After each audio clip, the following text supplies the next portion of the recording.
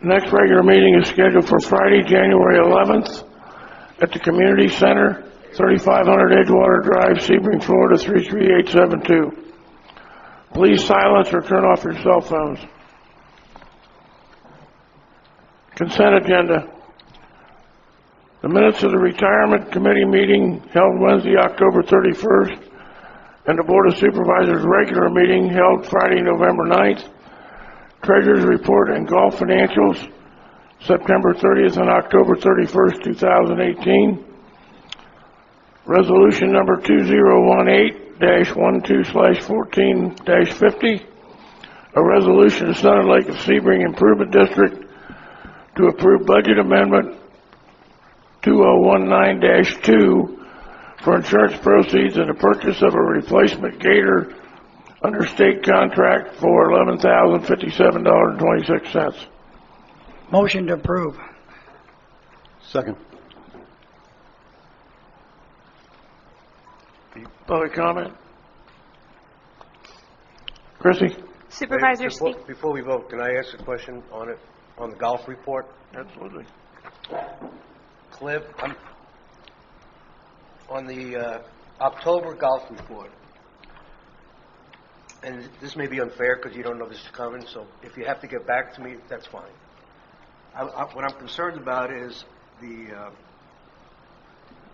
where you had a great month as far as total revenues, and you did in October. What I'm concerned about, excuse me, I'm concerned about the price, the average of price per round. Whereas, because we took an increase in what we supposedly charged this year, like $2, and yet we are collecting, on the average, if I'm reading this correctly, less than we did last year. Yeah, I mean, kind of like what you said. Let me do a little bit more of a deep dive, and I'll get back to you about it. But really, during the off season like that, and I kind of tell you where I'll end up going with it. But during the off season like that, if there's available inventory, which means there's an open tee sheet, or if there's an availability to be able to sell those times, especially on a short-term basis, I'm going to put them on sale. So we've been doing a lot more aggressive Golf Now marketing, and a lot more. I mean, to me, a tee time is just like a hotel room. If somebody doesn't stay in that bed, you get zero revenue for it. If I can advertise it on a short-term basis to fill that time, and that's probably what it is. But I'm just trying to fill the times however I can. So, but again, I'm happy to do a little bit more of a deep dive and give you a more detailed answer. Yeah, I'd like to see it because it's concerning. I mean, there's no reason we should be collecting less than last year.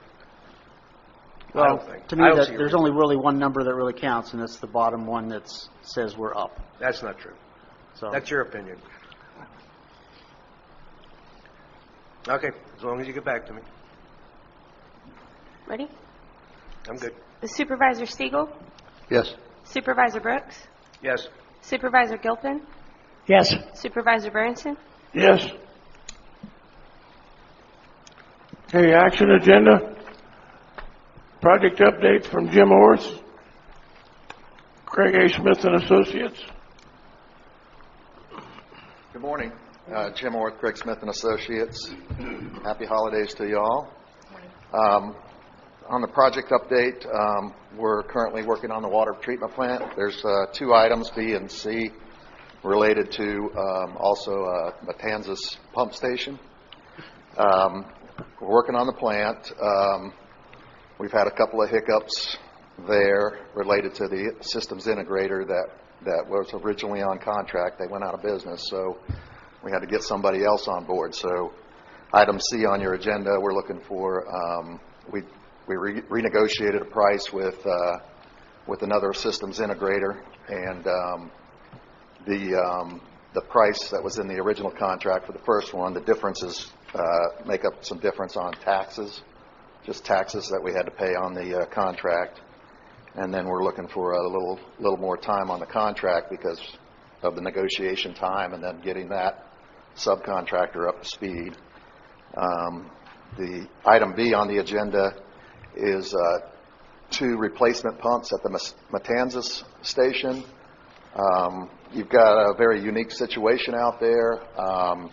It took us a little time to evaluate what was happening out there, and not to get too complicated, but the pumps, you had problems with rags getting wrapped up in those pumps, and you had a problem with the pumps failing, and your staff had to come out there. So these 2 pumps are aimed at taking care of that situation, and so we put those on the agenda to purchase those pumps, and that should solve your problems out there. We'll monitor it, obviously, make sure that does it. But the pumps have cutter blades on them to chop up the rags that are getting in there, and then they're able to operate under lower pressure. You've got a situation on startup where the pumps have no pressure because it's got a long force main that goes into another manhole, and so they kind of free spin, and those pumps that were in there before aren't made to do that. So after operating for a period of time, they would burn out and trigger something to cut off the switches. They'd overheat. So on that, and then we're currently working on a SCADA project for your wastewater treatment plants, which will help communicate with your office and your staff on how they're running and anything that's failing, or make sure that they're up and running, and communicate better with staff and keep them informed. So that's the projects we're working on. You have any questions? I'd be willing to entertain them. I have a question. Okay. Surprise. On the pump purchase, Yes, sir. why is that just happening now? Was that not supposed to happen months ago? It was in last year's budget. Yeah, it was. The problem is we had some difficulty getting all the data we needed to evaluate it, and then when we were testing the pumps, there were a few oddball things that were happening, basically, that we didn't anticipate. Basically, with that long run, I mean, you do a theoretical a curve on what those pumps should be doing and what kind of pressures, and then, we were communicating with staff, and they would turn the pumps on. We didn't have any pressure gauges out there first. We had to get those installed. And then they would turn on the pumps, and there'd be no pressure out there. And so, we had to look to see if anything was clogged, if what was going on there. So it just took a little while to evaluate and make sure we understood what was happening, make sure the pumps were designed for the right flow and the right conditions. Okay. On the water treatment plant, I think this is one of the first things that I ever voted on when I became part of the board, Yes, sir. and we're still talking about it. It's not, and now you want a 60-day extension. Yes, sir. Yes, sir. Well, we had a lot of problems we didn't anticipate. Having to get rid of the first contractor and then having to rebid it twice in order to get somebody up board, and then we still had difficulty trying to get bidders to bid it. You think we'll get it done in 60 days? Oh, yes. Yeah, now all the equipment is there. I think some of the last panels are coming in and things like that, so the contractor has a clear shot to get all the piping done and put in. And because if I remember correctly, let's see, it was supposed to be done January or February this year at a cost of $200,000 or something like that, and now we got it up to around $270 or something like that. Yes, sir. And it's going to be done next February. Yes, sir. Impressive. Circumstances beyond my control. Is that it? Okay. All right. Thank you very much. Thank you. Thank you. Thank you.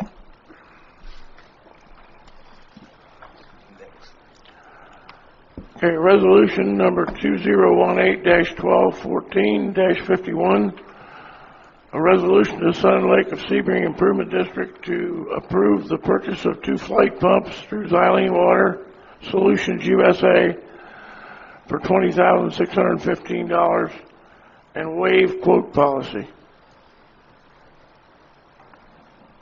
Move approval. Se- Public comment? Board comment? Tanya, anything to add? No, sir. Okay, Chrissy? Supervisor Brooks? Yes. Supervisor Gilpin? Yes. Supervisor Stiegel? Yes. Supervisor Branson? Yes.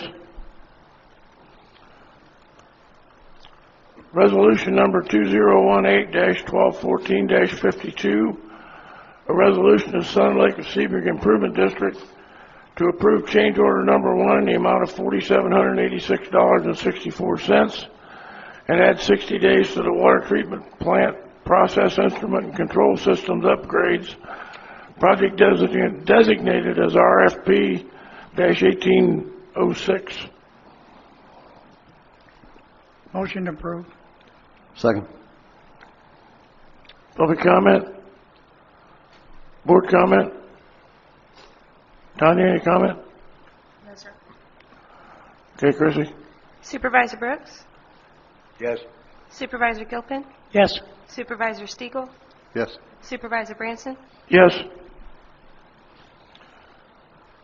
Item D, resolution number 2018-1214-53, a resolution of the Sun and Lake of Sebring Improvement District to approve an extension of the Sun and Lake Home Buyer Membership Program through December 31st, 2019.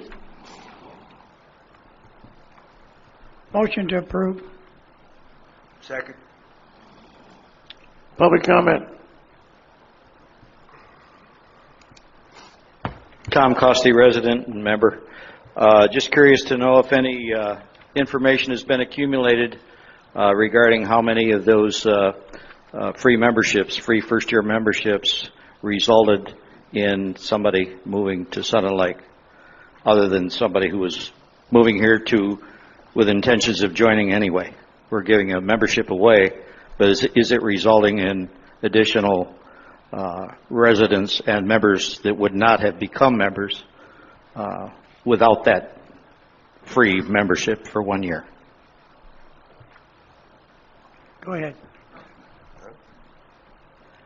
Well, Tom, I can tell you, I've talked, 2 people have come to me and said it wasn't exactly the reason they did it, but it had a big part of why they bought here. That's all I know, because 2 have come up to me and said thank you. But I think Cliff has some, or Tanya has some Data on I've there? seen it. I've seen the information you want.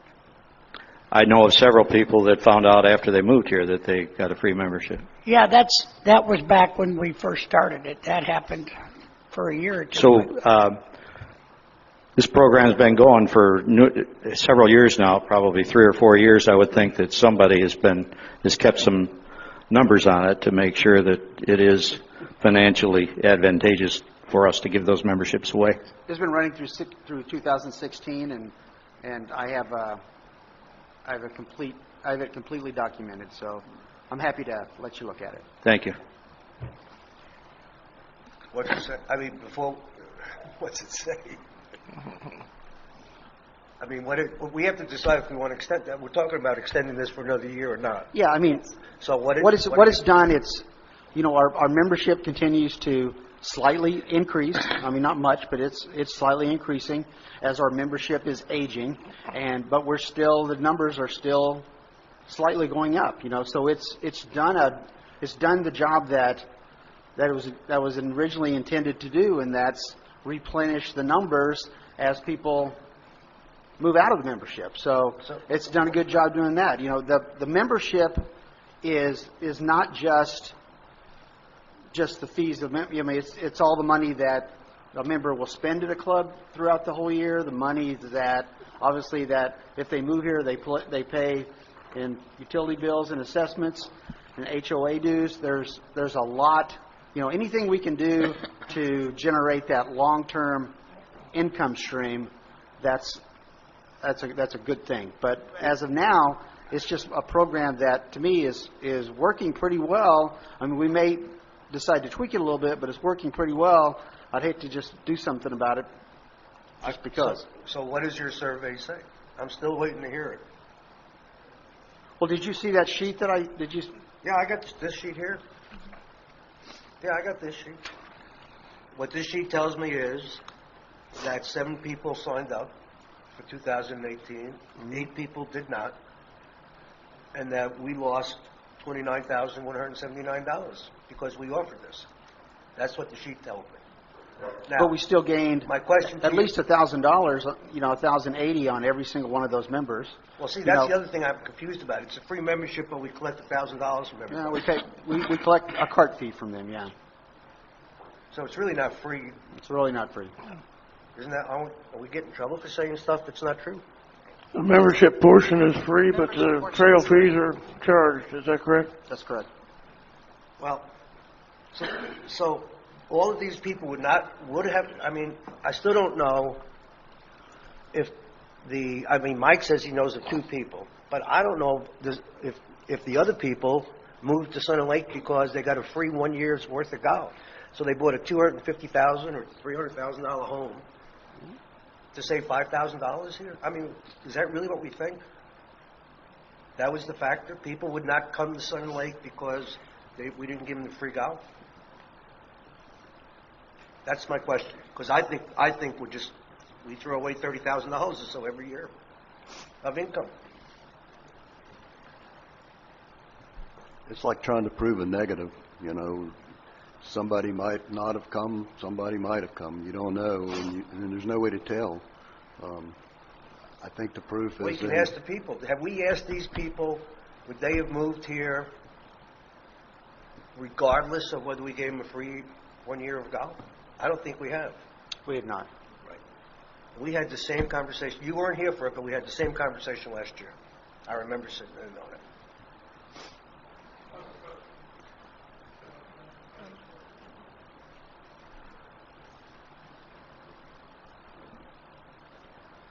I'm Paul Betts. I live over on Monza. The only way we lose $30,000 is if those people would have joined at cost when they moved here. correct. So maybe it's a loss, maybe it's not. If you assume it's a loss, you assume they would have paid the full membership and joined the club. That's all I got to say. Eli? Lon Rickard Grana. I was wondering, of the people that you gave the free memberships to, how many have joined the following year? That's the question I think That's we ought what to look at. there was 15 total, if I can answer this. 15 total who were eligible in 2018. 7 of them joined, 8 did not. 8 of them took advantage of it but didn't join? No, 7 took advantage, 8 did not, of signing up for the following year. Oh, okay.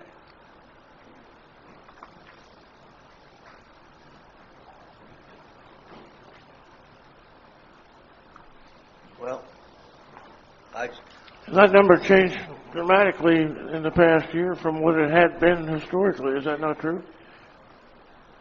No, it's very similar. We've had a few less people, but I don't know if it's statistically accurate, but we've had a few less people re-sign than we had. We had a higher percentage re-sign in 16 and 17, but, the difference between 6 and 8 didn't very much, that's all. I think what we need to do is go back beyond from the very beginning and look at how many we gave away, how many signed up the following year, and vice versa. How many of those signed up again, and how many signed up again, and how many signed up again. And keep a record of that. Because what you're showing me or telling me right now is that we gave away 15 and only half of them signed up. Now, what happens the next year? Are half of them going to sign up again? So now we're down to 3 or 4, of the original. So we got to keep track of that. Otherwise, we're throwing money away. I know it's a good program, of giving somebody a free membership, but it's only good if they continue to use it. If they're not going to continue to use it and we're giving it away and they're not continue to use it, then it's not a good program.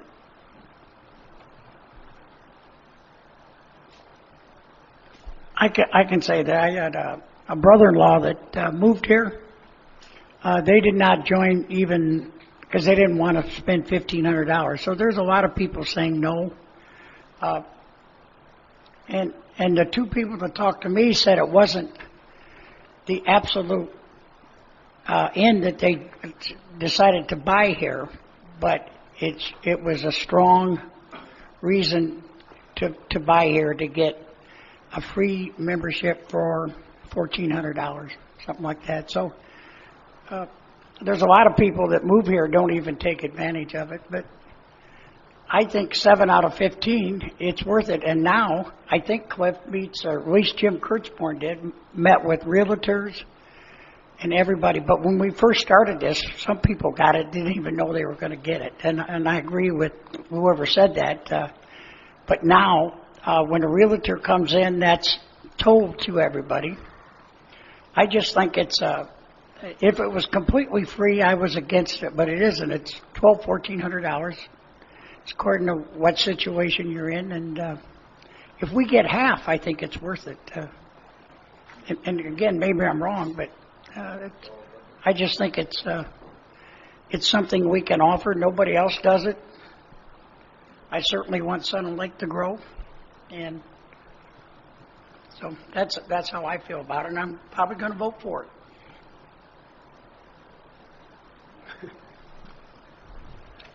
Other board comment?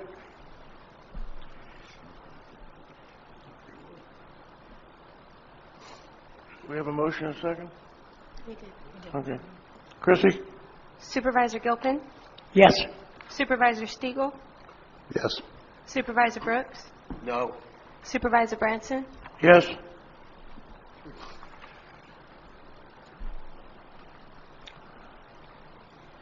Item E, resolution number 2018-1214-54, a resolution of Sun and Lake of Sebring District to approve the purchase of a new beverage cart through Club Car for $17,750.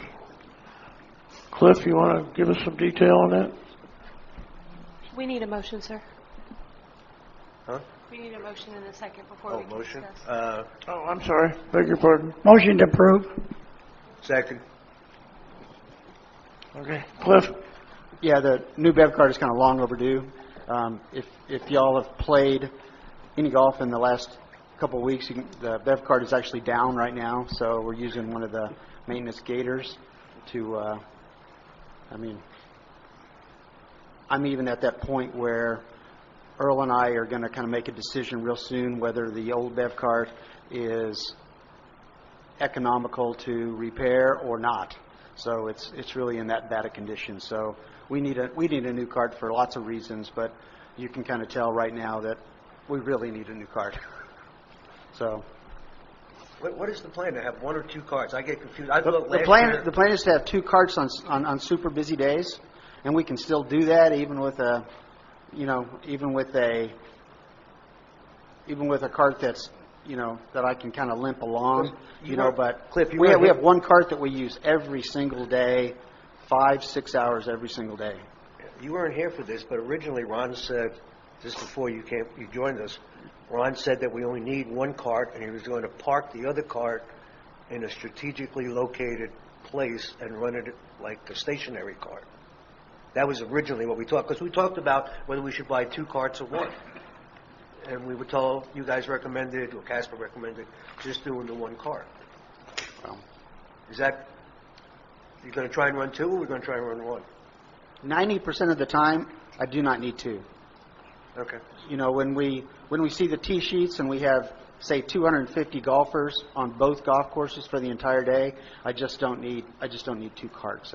That's not efficient or economical. So mostly I need one cart that when I turn the key it works and that I can get around the golf course, and that's safe for the girls and doesn't make a lot of noise for the members. And right now I don't even have an operational beverage cart. The other concern I have is watch your capital. You don't get another nickel more than what we gave you already. And this one's already over what you guys were going to spend on it. That's up to you how you do it, but No Okay. additional monies will be, I will vote against any additional monies. Well, that's just my vote. Okay. Just the actual quote just came in a little higher than the initial quote that happened a while back. Public comment?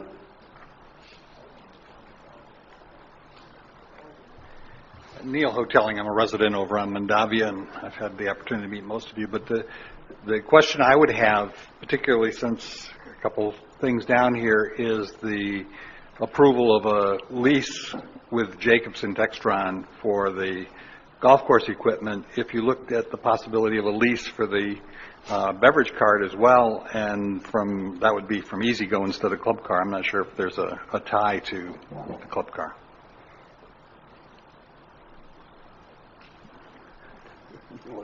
Well, yeah, there is the, Textron and E-Z-Go are the same company, so it's, yeah, they had and Cushman is part of the same company as them as well. Their quote was, for the beverage cart, was much higher. It was like $22,000 for the same beverage cart. I think the question was, did we explore the lease option? No, we did not.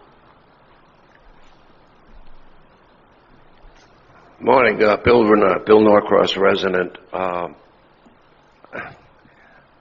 I understand the need for a new golf cart because the other ones broke down and it was just terrible. But also, a comment from one of the cart drivers that they enjoy driving around in the Gators rather than the broken down golf cart, the beverage cart. My question is, it's been very, very confusing with the lease or the purchase of golf carts and the GPS system that was supposed to be functional. Spent a lot of money on that, and it's now not working. And also, the golf cart that was given to us as part of the deal on the leasing or the purchase of the golf carts, where does that stand? I have no idea. What happened to the GPS system?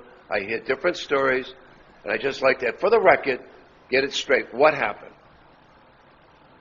We got rid of them. They were broken. They didn't work. The GPS system was dysfunctional and we couldn't get the maintenance support we had to have. We were paying for something we weren't getting, and we didn't have functional units. We made a bad decision when we bought them. How's that? So that was a loss. I would say it was a disaster. You can call it what you want.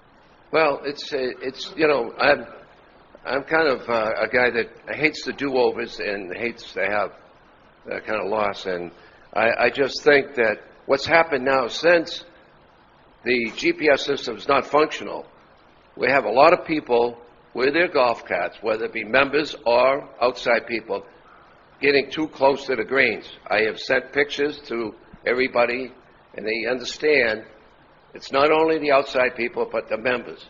Something has to be done about it before the sprinkler heads get broken, and then there's more and more repair. Now, Earl has been very good, and Cliff. Bill, we're off topic here. We're talking about the beverage cart, please. I know that, but this is an association with a better. It is not. Cart. Get on target, please. But anyhow, they are having somebody go out as marshalling, and I proved that. That's a good idea. But I just, if you're going to spend money for a new golf cart, make sure the darn thing works, or you have an option using the Gators, all right? Thank you. Any other public comment? Any board comment? Chrissy? I I'm sorry. I would have one comment. If we're going to look at a 4-year lease on equipment, I don't know why we wouldn't look at this as well. If it works for one, it works for both. But would you rather do the purchase? You think this is going to last longer than 4 years? Yes. I mean, if we did it, we would need to have it on a penny buyout type of lease. It would still be logged as a capital. So the lifespan of these tend to be 6, 7, 8 years. Okay. Then it doesn't make sense to lease it. Cliff, I just want to say that I was, Ray mentioned that what we had, were led to believe. I like that idea that So I hope you can get that one fixed, because all we need to do is to get it someplace on one of the golf courses and park it. Because that's what I understood when we voted for this, that we were going to get one and use the other one stationary, and the other course, which I probably think would be Turtle, we drive that cart around. So I hope that we can do that. Okay. But that's just my feeling, but Ron did say that, and he recommended one, and what they had plans to do with the other one was to park it and just leave it someplace where it was half between probably the snack shack on Deer and someplace out in the middle of Deer someplace. So I hope we work towards that if we can. That's all. Any other board comment? Chrissy? Supervisor Stiegel, Yes. Supervisor Brooks, Yes. Supervisor Gilpin, Yes. Supervisor Branson, Yes. Resolution number 2018-1214-55. A resolution of Sun and Lake of Sebring Improvement District to approve purchase of new Dell servers under state contract with Dell for $44,921.51. Motion to approve? Second. Tanya? On the Dell servers, go ahead. Okay. This is just a continuation of our IT upgrades. 2 years ago, we replaced the vault server. Last year, we replaced all the workstations at the district office. We have a 10-year retention schedule for the workstations and a 5-year replacement schedule for all the servers. We budgeted $45,000 this year for these 3 servers to be replaced. So this is coming in under budget. And all these specs have been provided by our IT consultants based on their recommendations. It's on our 5-year capital plan as part of our routine maintenance. So we're requesting to rebuild, which they provide at government state contract pricing on all their. And we're within budget? Correct. Our budget is $45,000 for these 3 servers.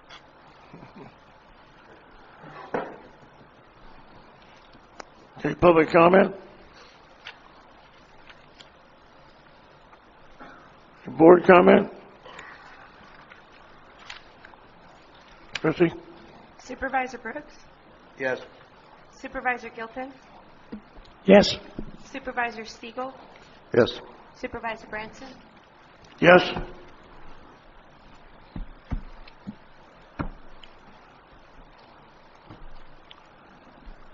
Okay, resolution number 2018-1214-57. A resolution of the Sun and Lake of Sebring Improvement District to appoint a new supervisor to fill the seat vacated by Mark Camp pursuant to Section 9-107 Highlands County Ordinances. Have a motion to approve? So moved. Second. Okay, public comment? All right, the candidates are welcome to get up and introduce themselves if they choose and give us a brief background. Morning, Judy. Good morning. My name is Judy Komeyer, and I want to thank you for the opportunity to speak briefly with you today. I have responded to the district that I would like to be considered for the open position on the Board of Supervisors of Sun and Lake Improvement District.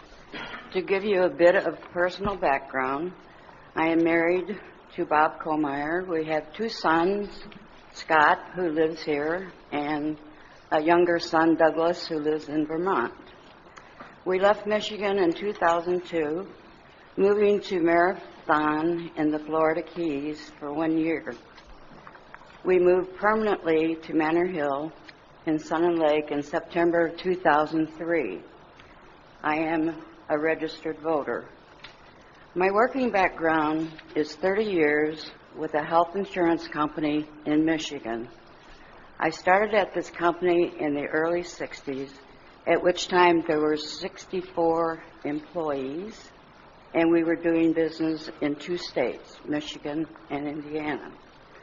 I was very fortunate to grow into supervisory management positions and ultimately to a vice president position. This company has moved from now 64 employees with offices in Michigan and Indiana and 5 other states, with over 900 employees and regional offices in those other states.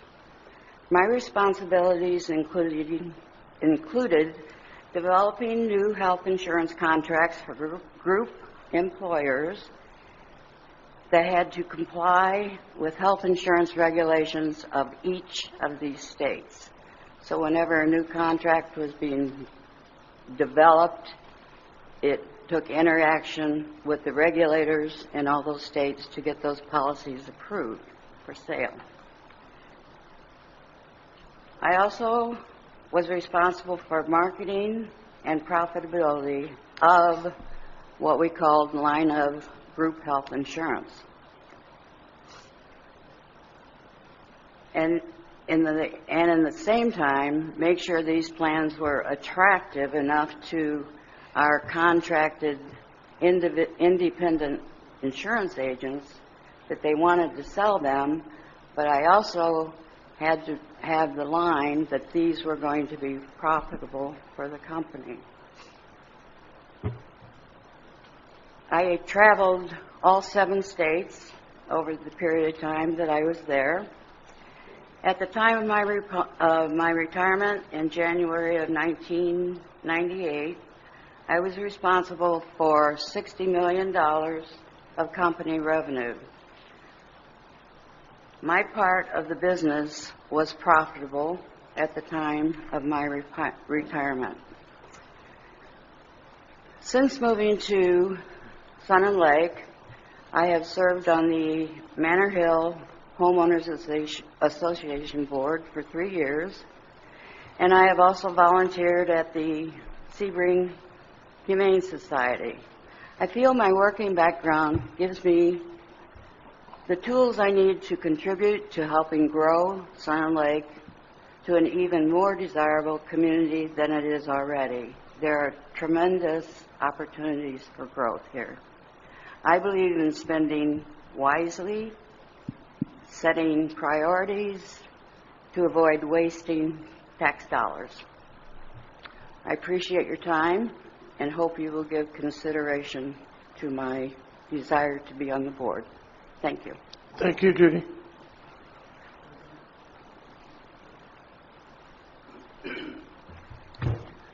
Thank you, gentlemen. My name is Neil Hotelling. As noted, I'm a resident over on Mandavia Drive, and I've also put my name into the hat for the open spot on the Board of Supervisors. I've lived here in Sun and Lake for almost 4 years after spending the last 30 years at a slightly older golf community in California called Pebble Beach.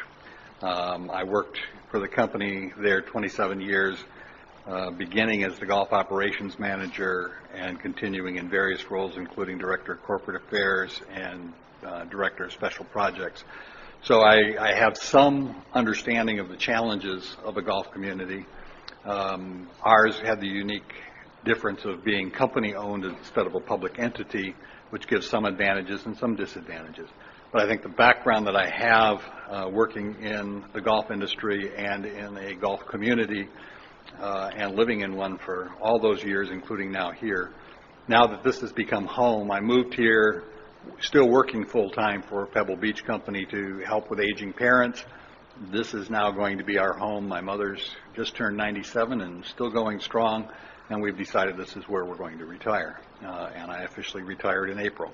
So I think this would be a wonderful opportunity. When I knew I was going to be retiring, I actually signed up and sponsored myself through Leadership Highlands County so I could have a better understanding of how the county operated. And I think that this would be an ideal position to use my skills to help the community that we've decided to call home. Thank you. Thank you. Rick, anything?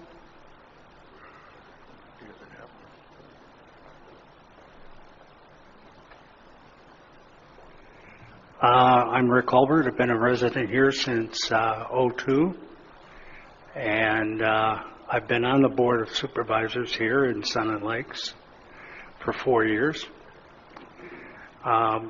Before I moved here from Michigan, I was on the Wetlands Board for 7 years. I also served on the Homeowners Association in 2 different neighborhoods back in Michigan. I served on the Homeowners Association here in Michigan, or in Sebring. And I have a pretty good feeling for what's going on here in Sun and Lakes. And I'm pretty sure I know what we need to do and where we are going. When I retired from Chrysler Corporation, previously was a member of American Motors, I served as an engineer for advanced vehicles, and I built vehicles that were supposed to be on the road but never made it. So they eventually did make some of them, and I was very proud of what I did as an advanced vehicle engineer. Some of the things that you people have been doing here need to be looked at very carefully, and I would like to be part of that board to look at those things. And I hope you give me a chance to work with you. Thank you. Thank you.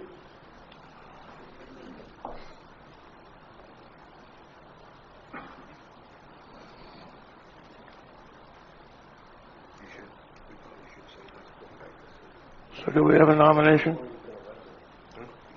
I'd like to say... I'm sorry, board comment?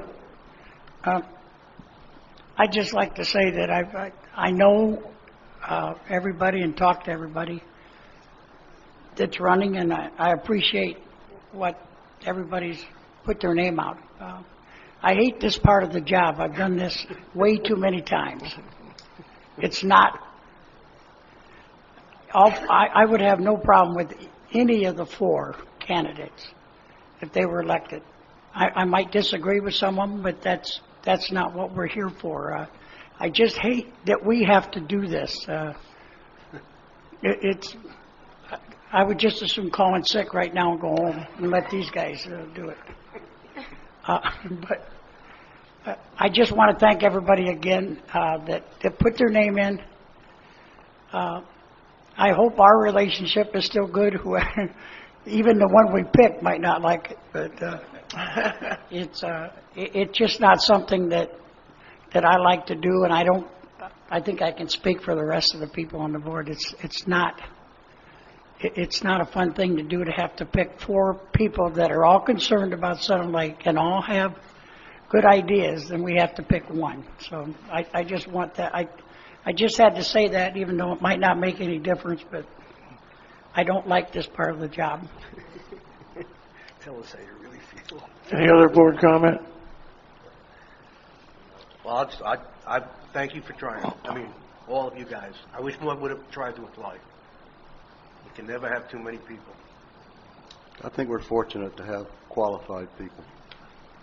That hasn't always been the case, and we have had to go out in the past and recruit, and this time we didn't have to, and I think that's a positive thing for Sun and Lake. I would agree to that. It's gratifying to see 4 names in the hat.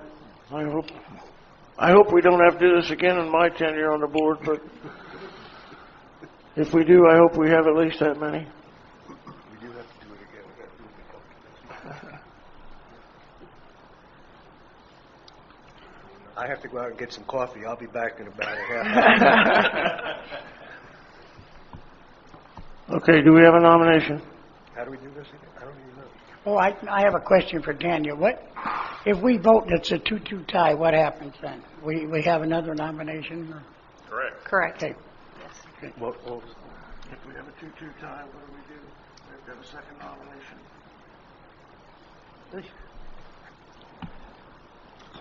How do we do this? Somebody needs to make a nomination, and we need a nomination and a second. I'll nominate Neil Hotelling. I think his background and his abilities are pretty obvious. even though I think we got a lot of qualified people.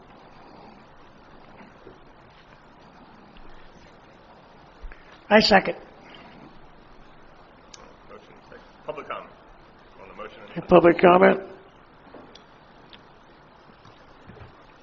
Tom Costy, resident. I've seen 3 different dates for the expiration of this term that we are about to appoint. I've seen January 28th, I think, 2023. I've seen January 28th, 2019, and I've seen January 8th, 2019, which means this is a 3 or 4 week term that we are about to appoint. Can somebody please explain to me what has happened? Mr. Camp's current term expires on January 7th of 2019. This appointment will be through January 7th of 2019. The initial paperwork and Mark's original resignation was effective November 7th, 2018. Is that not correct? That's correct. And And the board is required to replace him within 45 days. For the but his remainder of term, his resignation was November 7th, correct? Correct. And now is it changed? No. His resignation is not effective? No. So this term ends when, that we're about to appoint? January 7th, 2019. 2019. So it's a 3-week term that we're about to appoint. And we'll be doing this again at the next board meeting? Assuming Mr. Camp doesn't appear to be sworn in, that's very likely is what's going to happen. Does he have to resign that seat that he was elected to? I don't believe so. You don't believe so?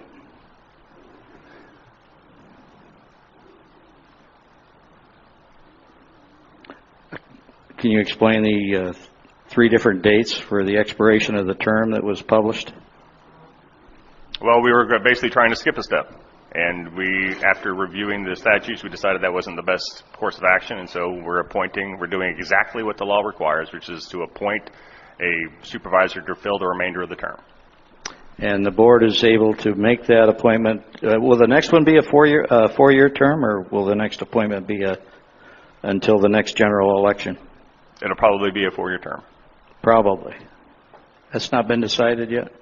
Well, I'm still continuing to research the situation, but as it appears right now, based on the Department or Division of Elections advisory opinions that I've reviewed and the Florida statutes I reviewed, the board has the power to appoint a vacancy. Thank you. Any other public comment?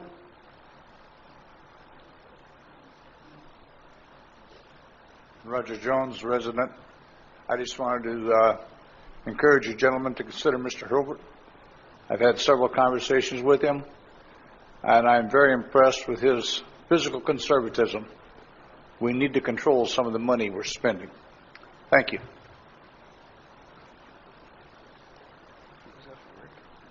Any other comment? Any other board comment? Chrissy? Supervisor Brooks? No. Supervisor Gilpin? Yes. Supervisor Stiegel? Yes. Supervisor Branson? Yes.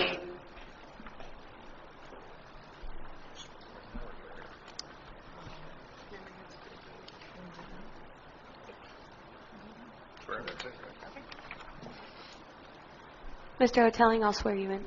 If you want to grab that mic.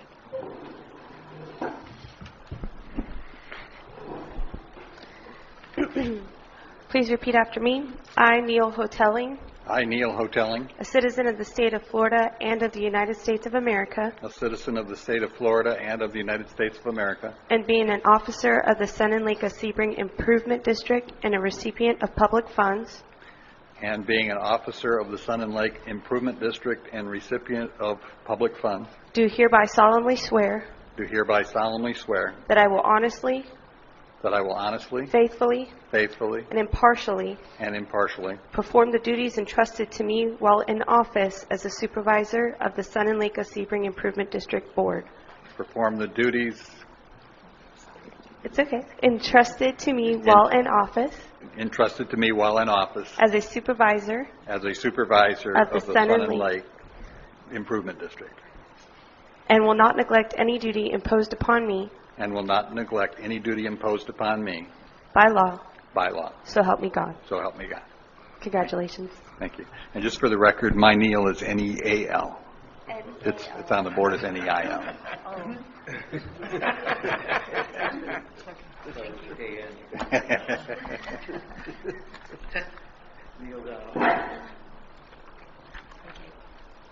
Should I come up? Or? Come sit. Have a seat. Come sit next to me.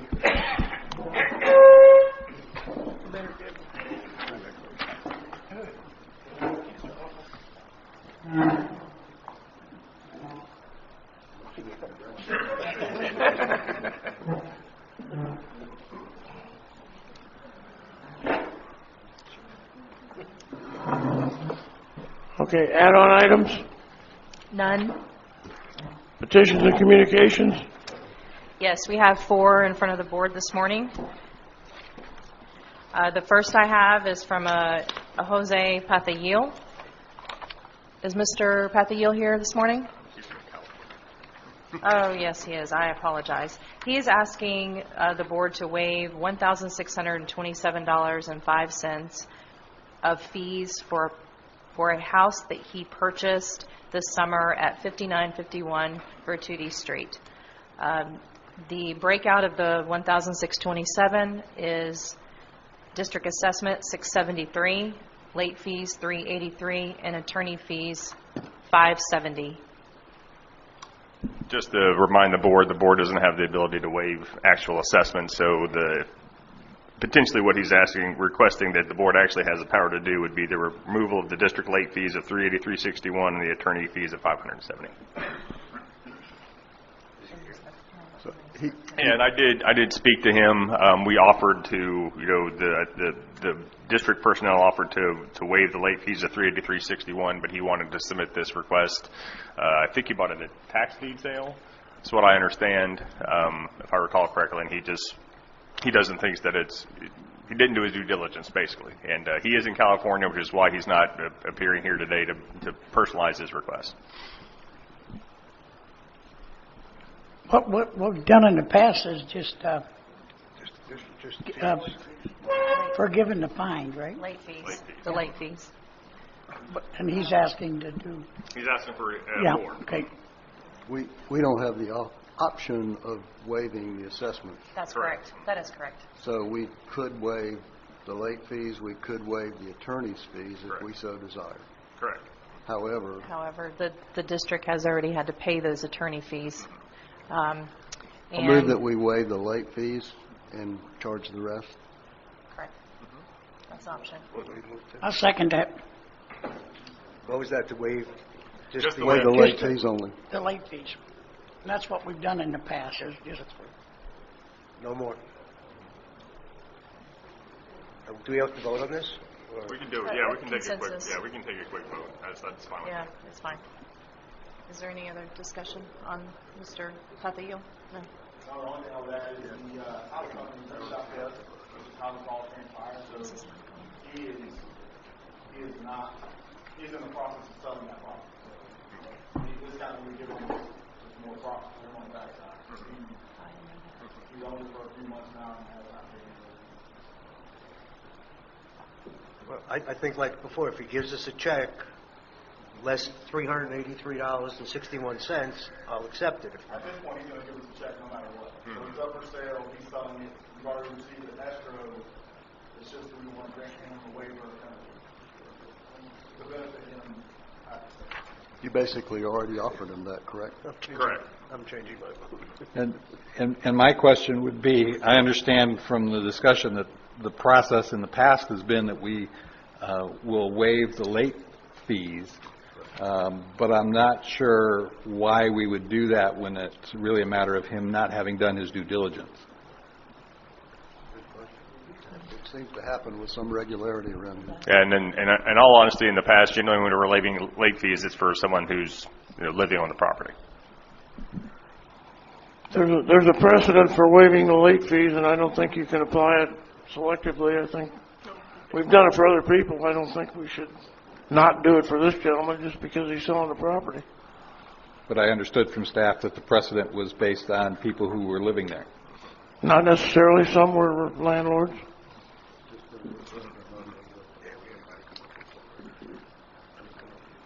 I think, Neil, a lot of it was just so we could get our money.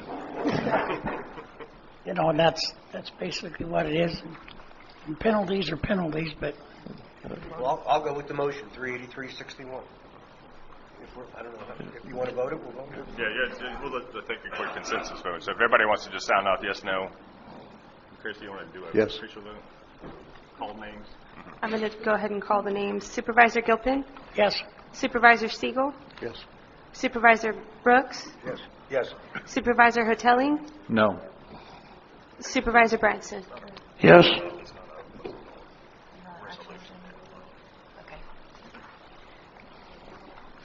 We have three more letters to the board. One is from Durav Manik, and he is a student with Sebring High School. And we have another communication to the board from South Central Florida Pickleball League. And then the last communication to the board is from David Halbeck. So I'll let Ariel present the next two to the board.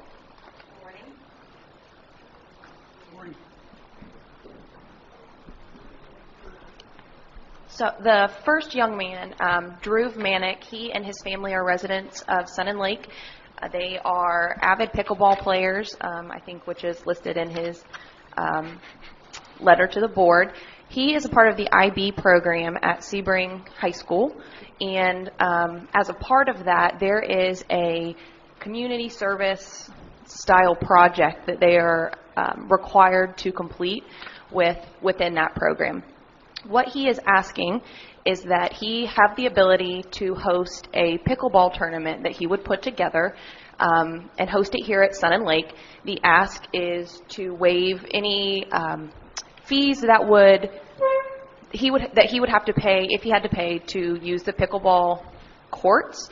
He understands that the non-pickleball members would have to pay the fee to play, the racket club fee, and that would be built into the registration cost for the pickleball members. So his ask is to be able to use the facility to host a pickleball tournament that he has to, as a part of a project he has to complete for the IB program at Sebring High School.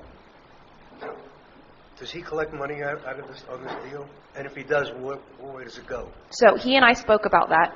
My suggestion to him regarding the funds that would go to this would be either to only charge what the hard cost would be so that there is no profit at the end. If there was going to be a profit at the end, I suggested that he talk to some of the local organizations in the community. We'll say, just for instance, like a Big Brothers Big Sisters, and partner with them so that it is a donation made to a charitable organization if there were profits done, because he personally will not be making a profit, obviously, on a program for school.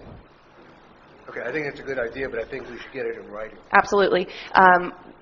What he was looking for was just permission to use the facility, and then he and myself and his mother will sit down afterwards, so obviously after the first of the year, and have a more detailed conversation about where those will go and kind of make some of those plans.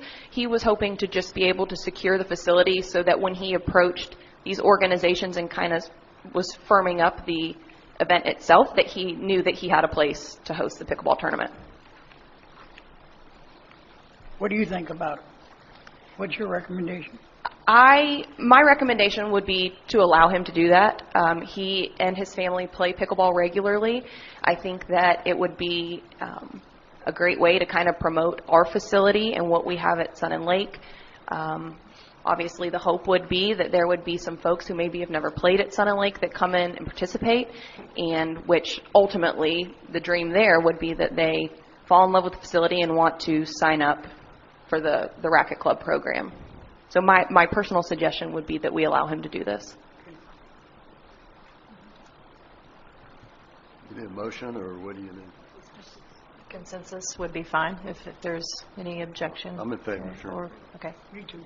Okay. We're just taking a consensus, yes, I agree. If you're asking if I'm for it, yes. Yes. Thank you.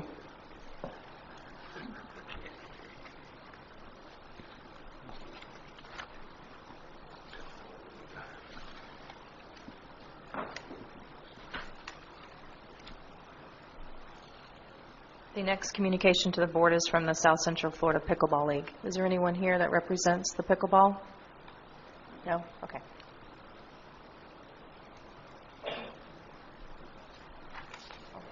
You want to go ahead? You want me to do it? All right. Neil Simpson approached me, I'm going to say sometime probably last month, to discuss the South Central Florida Pickleball League. They host a pickleball tournament. Well, pickleball tournaments kind of around the South Central Florida area. Haines City, Lake Wales, Frostproof, Sebring. They've played here in Sun and Lake, is my understanding, for about the last 3 years. There are typically anywhere between 8 and 10 teams that will come in to play through these tournaments. And what he is asking is that for these folks that come in to play in the tournament, when it is hosted at Sun and Lake, that they have the ability to do so with fees waived. So what he explained to me is that the other venues, every other venue that they go to, there is no charge for these folks to come in and play, whereas we would typically charge the daily fee for a non-member. There are 2 other venues that they play at in Sebring, which is Tanglewood and Buttonwood Bay, and he said neither of those are charging, so his ask was that we grant them permission to, the permission is granted to waive those fees when they come and play at the Sun and Lake venue as a part of their rotating tournaments around South Central Florida. And we have granted, this was granted to the Pickleball League last year as well. I believe the last 2 years. Is that correct? We're not. I don't know that. Okay. What's the guest fee if we didn't waive them? It is $5. $5 for the day pass. I mean, I don't have a problem with it. I think if the other facilities are doing that, we should have our opportunity to have them here. I agree. What's the cost to us to do this? There is no cost to us, obviously, if outside of the fees that would be waived. So what will happen is they come in, they do all the organizing for that. So the folks just come in and use the facility. They schedule that with our recreation specialist so that we know that it's there and that there's no other cost associated for us. But we have lost revenue? Yes, so $5 for every non. But I guess the question is, how many people would we expect to have using the courts if they weren't occupied by these people? So how many of the courts would be occupied if we didn't have this tournament going by paying on? customers, yeah. Maybe. He did not give us a breakout between how many were Sun and Lake members and non-members. It says teams usually have 10 players. That is certainly something we could ask him to provide. He did not provide that information. Yeah, I was actually more concerned if we're making this available for the tournaments, then we can't make it available for other paying customers. And what's the downside to that, to Sun and Lake? It doesn't appear that he would be using all courts, all pickleball. If that was the case, I mean, we would not be able to allow, a tournament like that. We need to at least leave several courts open for our members, definitely. Okay. So we would still have availability to service? Yes, absolutely. Okay. I would assume the vast majority of the daily play is members who aren't paying any fees anyway. Is that true? I mean, do we? That is my understanding. He did not, like Tanya mentioned, he didn't give a breakout of kind of what would be members versus non-members. Most of these folks, because they're all coming from South Central Florida, so there's a good amount of them coming from out of town. So I'm going to assume a lot of them are non-members. you have any feel for what we collect in guest fees on a normal day or a normal week? I mean, I think that's Neil's question, is what are we foregoing? Right. I do not, but I can find that out. I don't think it's very much. I don't think we give out many just day passes. It's minimal. Yeah. Do you want us to follow up with Mr. Simpson on some more details and bring it back to the board?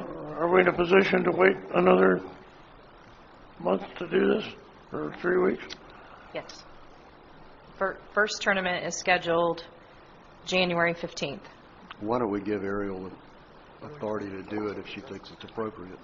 Wait a minute, guest fees for this tournament. We're talking dollars here, right? Yes, that's If correct. we get 3 paying customers, It would be $15. it's yes. $15. Most of the people who play here are members. Is that not correct? That is correct. So we don't get a lot of outside play. That is also correct. So I think that answered my question. We're Okay. not talking a major loss here. Yes. So Very minimal. I Very think- minimal outside I think play. we can probably get a consensus today. I would think so. Wait, you, Okay. Yeah, I was just wondering, you said this is a league. This is only a one-day thing? That is correct. So they have a rotation of different venues that they go and play at, and one of those rotations would include Sun and Lake, so it would only be one day. Just wanted to Well, clarify that. but it would be 6 times through the year. 6 times. 6 times. 6 times. 6 So times. every- It's 6 times, and the dates are listed here from Mr. Simpson. Okay.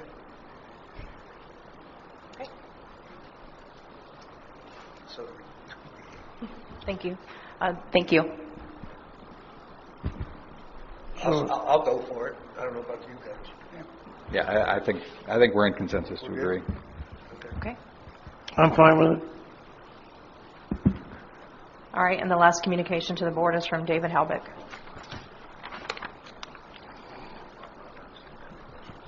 Is there any questions?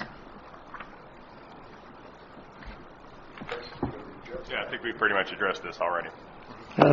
Pretty much addresses Tom Costy's question.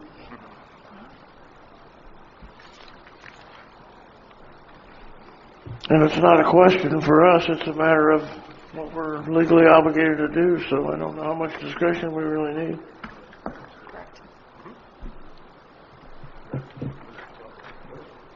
It goes to the reason that we're doing an appointment today and another appointment in January and the legalities around this process. And Dave pointed up some things that I guess we weren't fully in tune with through his own research. But I think we've agreed that he's right and we're complying with exactly what he thought we should be. Is that correct? It's a technicality, and so the easiest thing to do is just comply with it. So that's what we've done. Just one point of clarification, Tom. I think the piece that hasn't been said is we have to appoint the supervisor's position during the term. So since we're essentially dealing with several weeks of one term and then 4 years of another term, we have to make 2 appointments because we can't appoint somebody before the term starts. Legally.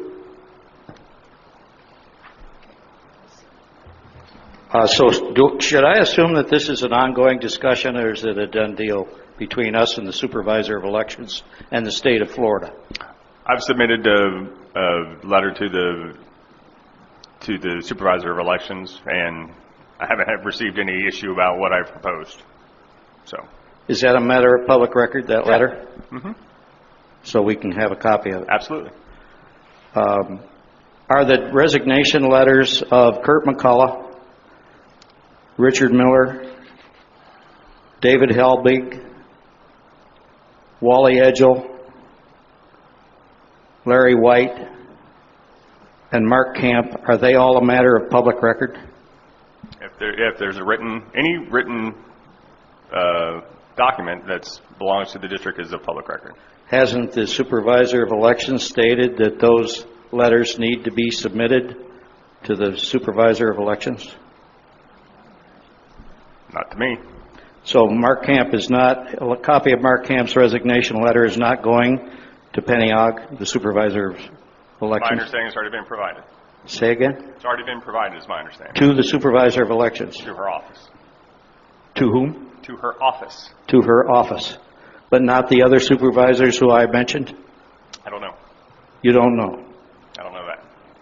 I can find that out. Well, it's probably, I mean, it seems to me it leaves the district in a pretty precarious position, because it appears that the proper bases were not touched over the last 3 years with regard to supervisor resignations. And whether or not they were legally done has the effect of questioning whether or not their replacements were legally placed on this board. Okay. That's not, it hasn't been a concern for a long time. Hasn't been a concern for a long time since John McClure walked out of this building. I think even Mr. Miller. Did Mr. Miller also resign before he passed away? Yes, and Kurt McCullough resigned twice.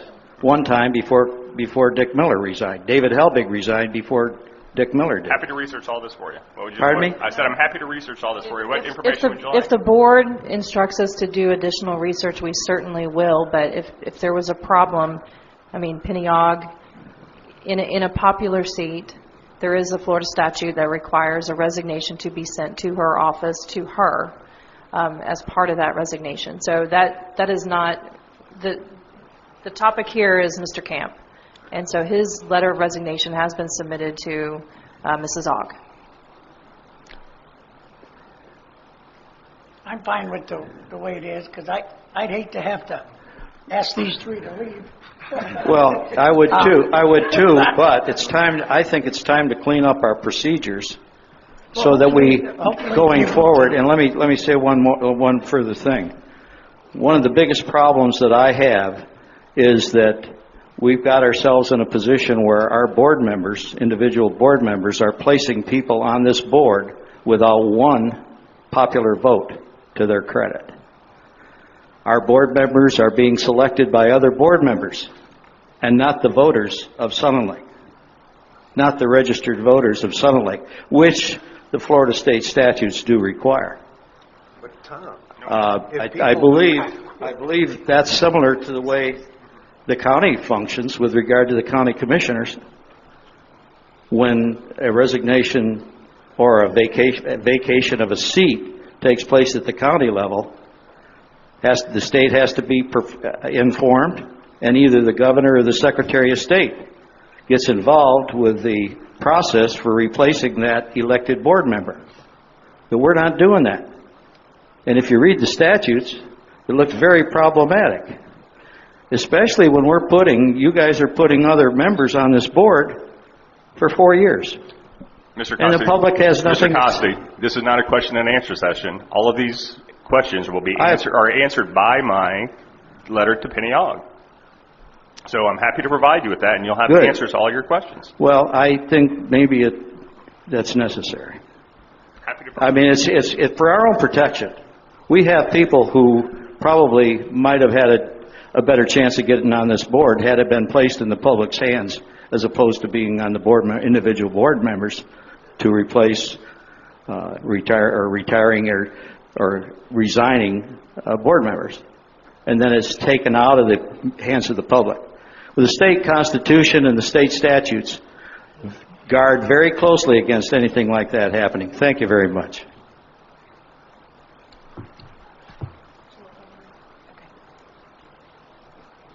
Just for the board's information, the county ordinance that we are following directly follows state statute.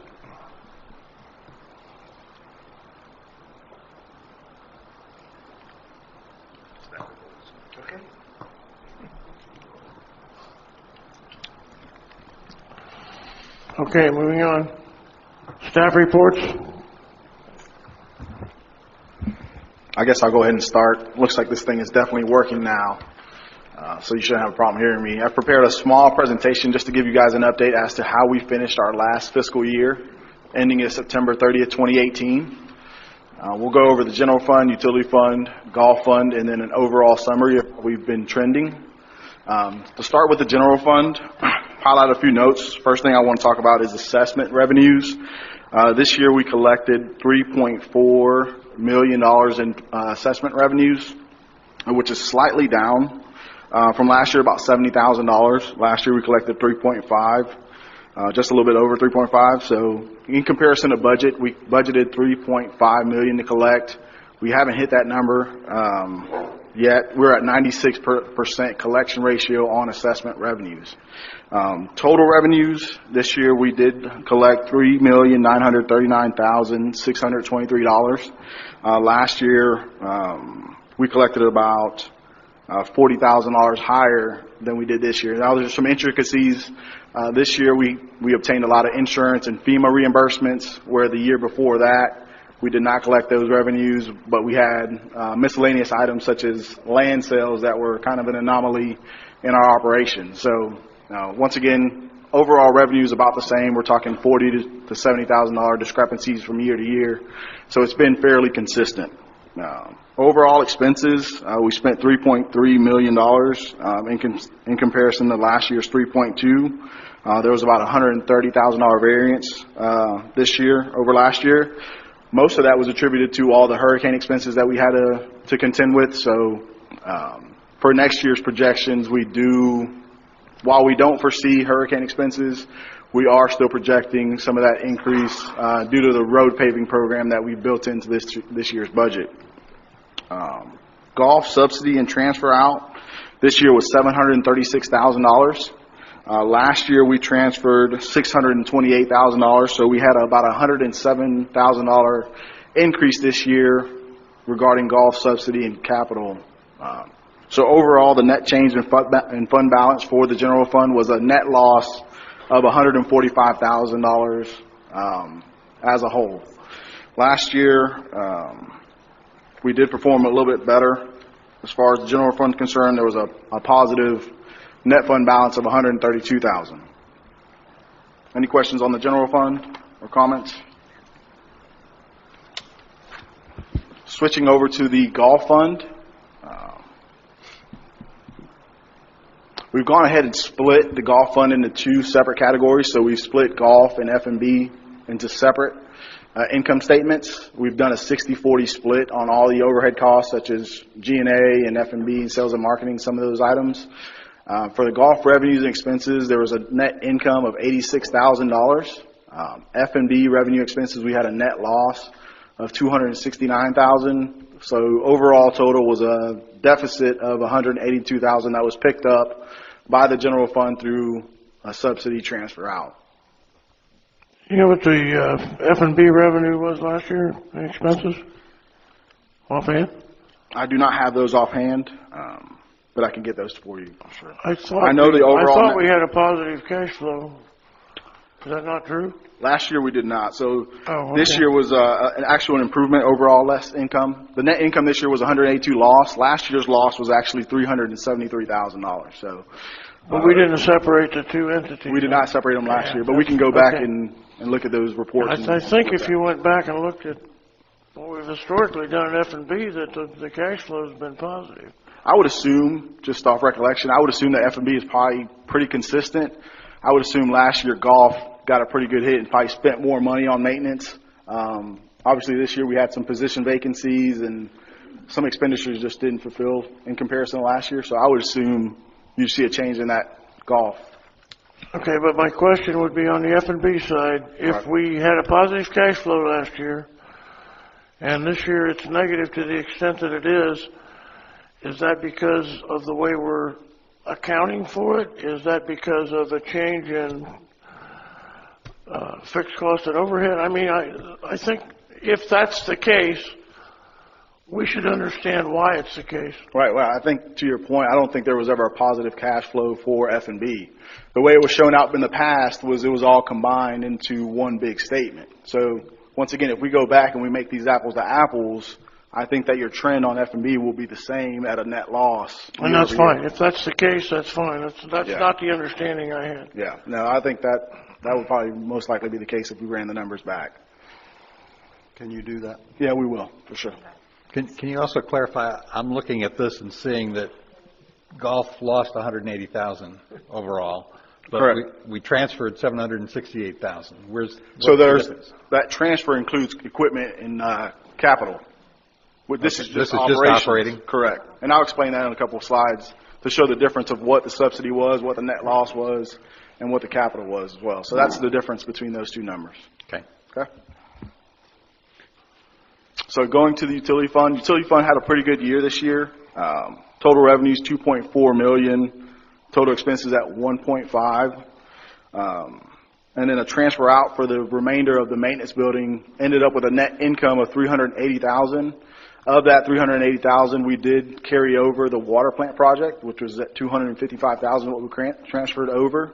So if that would have taken place last year, it would have been pretty much $100,000 net income. So we're taking that $250,000 and carrying it over to this year's budget to account for that water plant project that's being completed this year. We've already done a budget amendment for that at the last board meeting, I believe, to account for that. So this 381's overstated by the 250? So this 381 will carry over into this year, and of that 381, we're going to use 250 for the water plant project. Correct.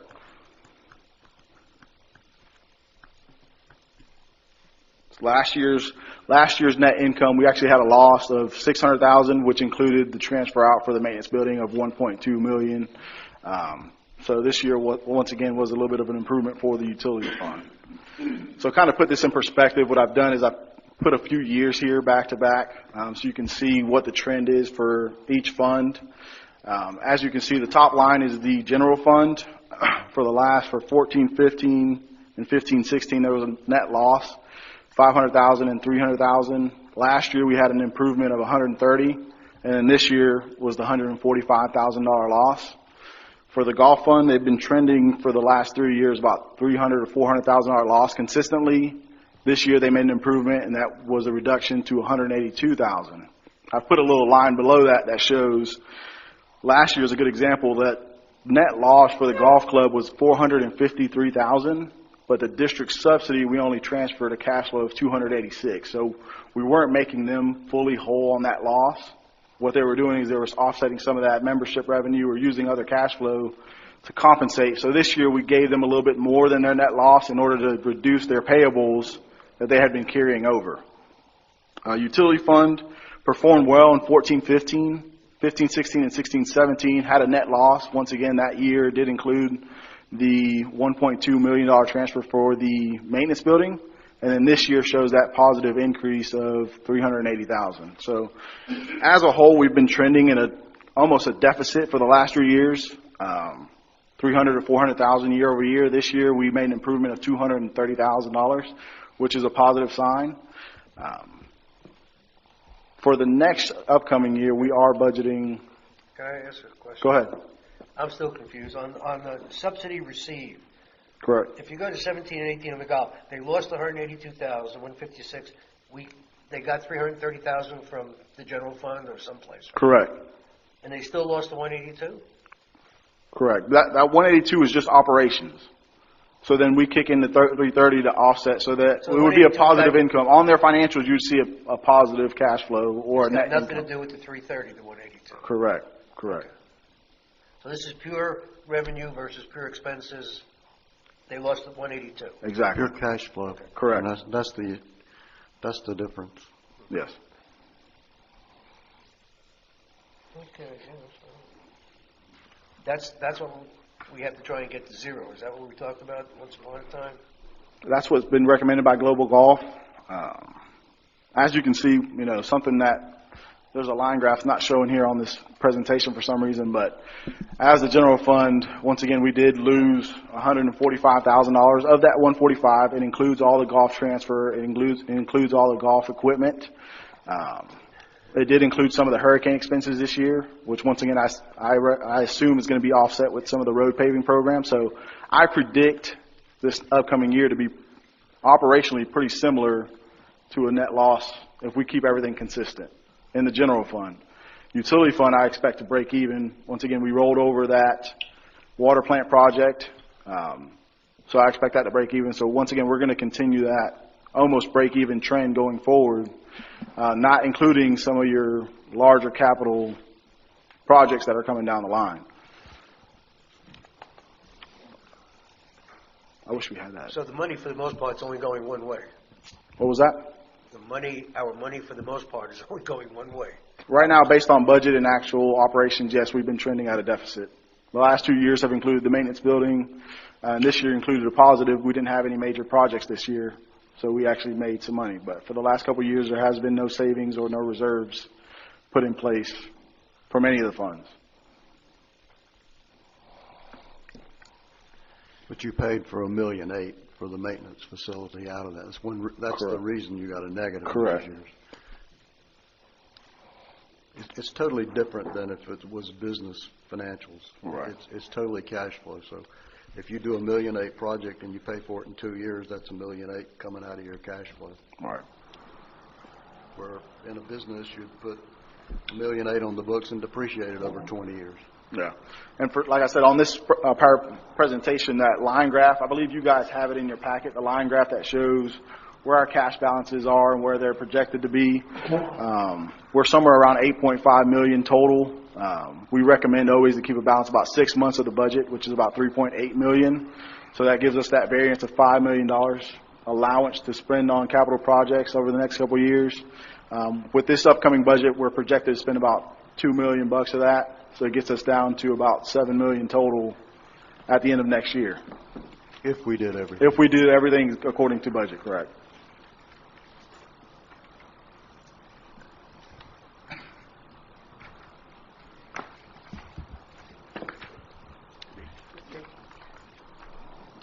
Okay.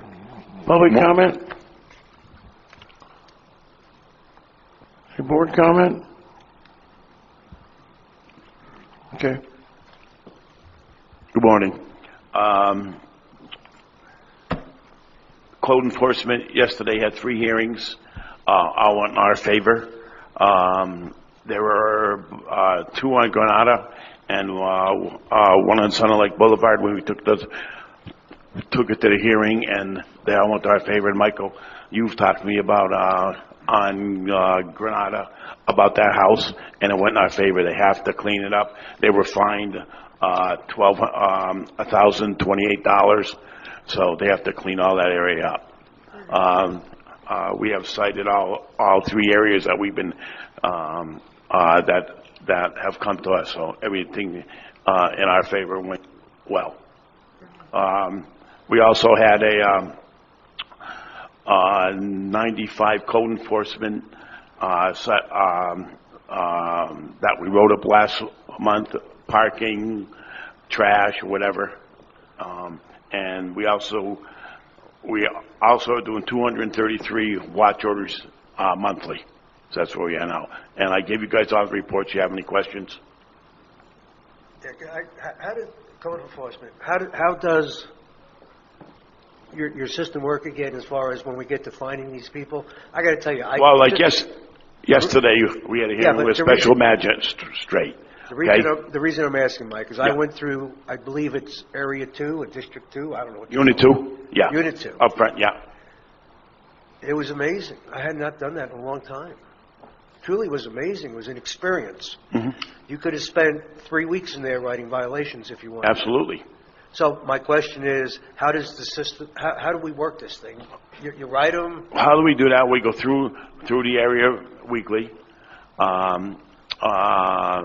Say, for instance, if they're parking on the grass, we cite them. We give them 14 days to correct it.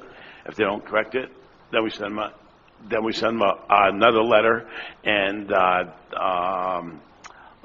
then we ask them to a hearing. So we do 2 warnings, Mm-hmm. and then what's the third thing? So it's about 30 days in all. Okay. It's And then what do about we 30 do days. the third?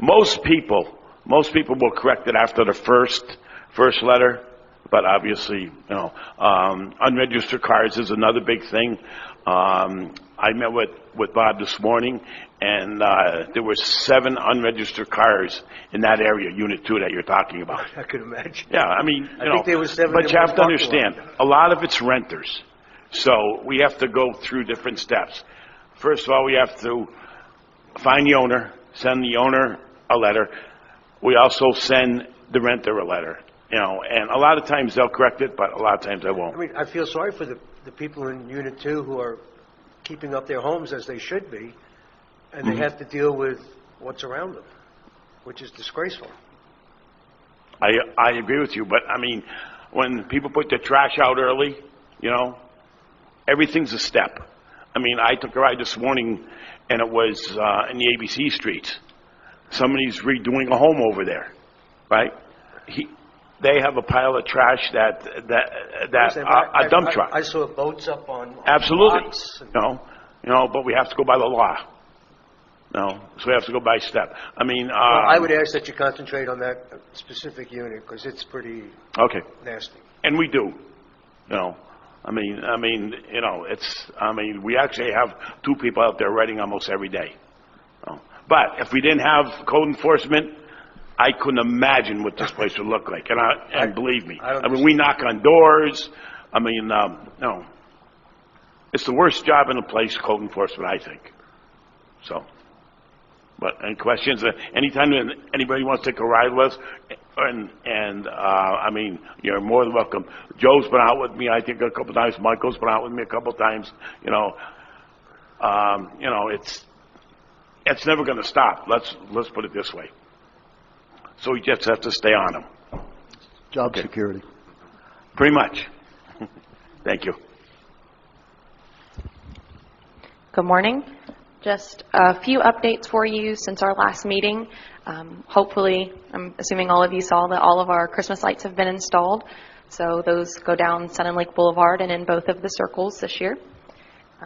Our reoccurring events, so the Coffee and Conversations as well as the Scoop Ice Cream Social, we've been growing and doing really well in both of those events. I think that we've kind of been doing them long enough now that people know to expect them, so we've had some good attendance for those. New fitness instructor. We will have a new fitness instructor join our team at the beginning of January. Her name is Megan Bronson, and she's going to be bringing in 5 different classes for our fitness members, different times of the day, different days of the week to try and attract different groups to join and to come in and take advantage of those classes that are offered to our fitness members. A fitness director? Cool. She's a fitness instructor. Where is she going to instruct that? In the community center. Here? Here. They can do it on the floor? Yes. She has the equipment she needs, so mats and things of that nature that they can come in and host classes, just trying to expand our offering for fitness members. Good.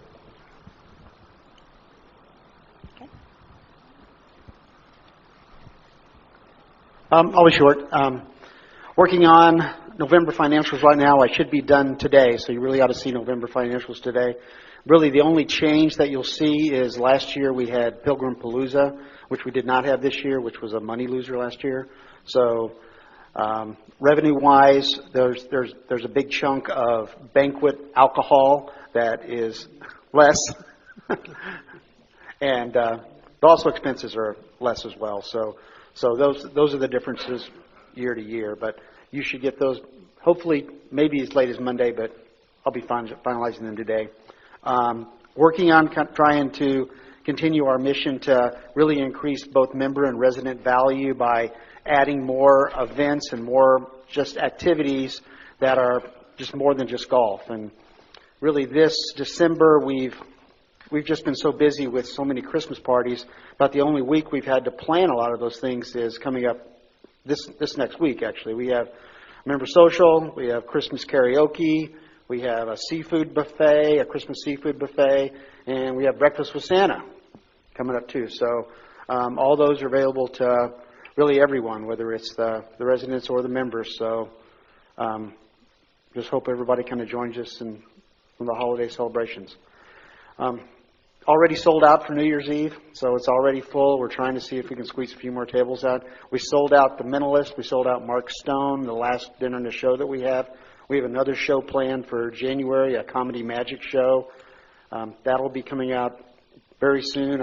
I'm actually finalizing the newsletter today as well, so I can get it done early before the holidays so the guys can get the newsletter out for me. So expecting a real busy next couple of months. Really, January, February, the numbers are, the pacing numbers with outside events aren't, they're not blowing out of the water, but they're really inconsistent. They're consistent with what we've kind of done in the past. So It's going to be a pretty busy next couple of January and February. Looking forward to it. How many outside events that are taking over the clubhouse are we going to have January, February, March when it's busy with members and residents? Without me kind of looking, I'll let you know. I couldn't tell you off the top of my head. I know last year, we talked about this the other day, we had 14 total events that were closed out for the whole year, 14 total events. 9 of them were member events, and MGA, LGA events, and only 6 of them were outside events all last year. So there isn't much change to that. So last year there was only 6 that we actually were closed. And during the holiday season, we have a couple here during the holiday season. Well, you don't get much grief for the off season closing it down, but when we got everybody here, We're very sensitive about it. I understand. I don't know about you guys, but I hear about it pretty often. What are you doing? I do too. As a matter of fact, you've closed it 5 times since October. I know because I've been told. Including yesterday. Including yesterday. Yeah. I got a question on memberships. Have you got a feeling for why we're down so much in the 5-month seasonal? I mean, it's down 8. There's 25 this year, 33 last year, but it's like about $16,000. You got a feel for it? Well, ask me that same question in 2 weeks. Okay, I noticed that first thing as well, and I really thought that might have just been a kind of a variant of somebody just not signing up in time. I know Cindy's been gone for 3 or 4 days. People coming back this time of year, so I think that might just be kind of a short-term variant. Give it a couple more weeks and ask me that question again. Okay, because the only thing I'm saying, if we have a problem with it, we probably should ask some people No, why they didn't sign up again. If we decide there's a problem with that, then we need to look at it very, very closely, because that's going from, what was it, 33 last year, and we have 25 this year? Is that what I remember? 25 and 33. Yeah, so I've looked at it already. Let's give it a couple of weeks. I think it just might just be a timing thing. So let's see how it goes, and then let's talk about it again. Okay. Cliff, 2 of my friends went from 5 months to family, or for full. So I know you should look at that too, because I know there's 2 couples that are friends of Janet and I went from 5 months to family. That would make a difference there. Well, that's a good thing. Well, 5 months to family would be, you mean family to single? Is that what you're talking about? No, last year there was 2 5-month singles, and Okay. this year they went to Full family. full family. Well, that's good. Both of them, so that, because I saw the same thing Ray did, and I kind of wondered what was going on, but then I thought of just my 2 friends. And that's interesting. I know 2 Canadians who were 5-month members last year, and neither of them is here. One of them probably won't be here at all. The other one is going to be here very late in the season if he comes. So, there's 4 of your... There's 4 of the 8 right there. Here we go. There's always a comeback. If you can justify the 25 and the 33, then you got to go to the family and tell me why that's down. Well, That could be price driven. the family is down exactly the number that the single is up, if you look at it. I guess basically all I'm asking for is for you, when you want to wait till the end of this month, that's fine. But certainly come back to us and say, hey, we might have gone too high, or something. That's why we're not getting the registrations or people joining us. I mean, we need feedback on what we're doing, because we know that some people out here, when we took it up 5%, they were not happy with us. And if we made a mistake, I'm happy to do it. The only thing that I've seen is that there's been a transition from family, a husband and wife, that have been joined before as a family, and now they're going down to a single where the husband is just playing and then paying for the wife as she goes, or the wife just pays just individually whenever she plays. So that's been the trend, and that's been we're collecting less money on those. When they go to a single, it's less money collected, but that's been the main trend so far. Okay. May I mention one more thing? Our Christmas light decorating contest in the district. We have 10 homes that have signed up, 11 now, and the contest voting will be this Thursday, December 20th. So we're going to have a map. Do we have our judges? We do. Okay. So if any of you, I'd like to ride. I know there's going to be some people that'll be riding in the golf carts just to see the houses, and so that is something we haven't done in many years. So we're very glad to have some participation in that.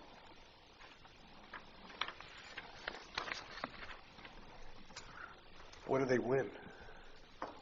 Did they get special recognition? Is that Special recognition, but there is, we gonna put it small in the monetary newsletter? gift cards. No, the winners. And newspaper. Oh, in the newspaper too? Good. Yeah. We've also added a social media element to that. So the day of judging, anybody who participated, we've asked that they submit a picture to me of their home. We'll put it up at the set time. I want to say it was 8 o'clock, obviously, once we get in the office. And what we're asking people to do is to go on and like our page, vote for your favorite photo or home, whichever one is your favorite, by liking that, in the hopes, of course, people will share it, their friends see it, so that they'll vote for the home. And then there's like a People's Choice Award element that goes along with that as well.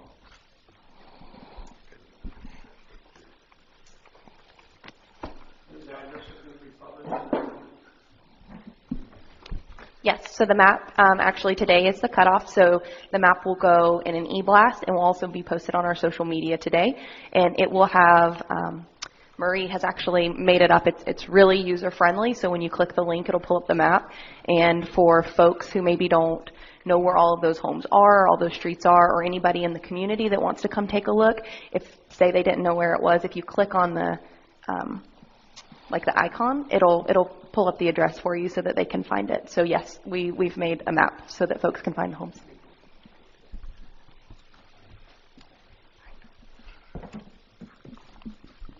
Ready? I just have a couple of things. We've got a telephone conference scheduled. Tanya and I will be having a conference with Vice President of Hometown America, whose name escapes me right now, but that's scheduled for 3 o'clock on January 8th of next year. So we'll be talking about the Tanglewood contract. The Unit 12 foreclosure process that we've started, we did the actual property owners, which is DFC Sun and Lake Unit 12 LLC, something like that. Those actually came back, returned as undeliverable. That's not a surprise. I did get a call from Bank of New York Mellon, who's one of the 3 banks that are listed on the mortgage, and they're disclaiming any interest. Apparently their interest in that mortgage has somehow been resolved. Told them that's not in the public record yet, so they need to take care of that. And to my knowledge, we haven't received any communication from either of the other 2 banks. But those letters have gone out, have not been returned as undeliverable, so we're assuming that they've received that, and hopefully it's going through some sort of their legal process.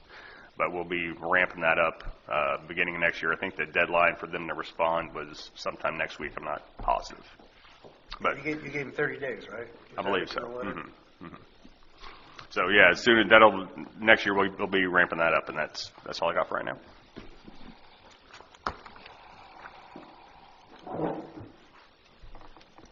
That will be a big deal. Correct. Yeah. That'd be a nice Christmas present.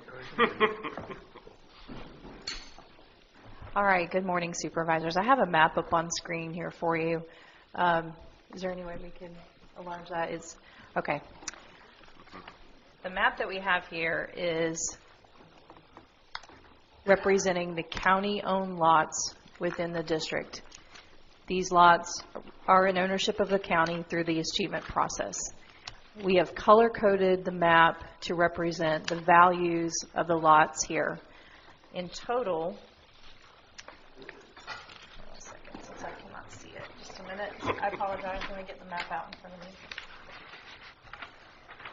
We have 1,369 lots represented here. 19 of them are golf course lots with a value of $25,000 or more. We plan on sending an e-blast to the community regarding the lots in an effort to promote and offer assistance to the county for what they have for sale.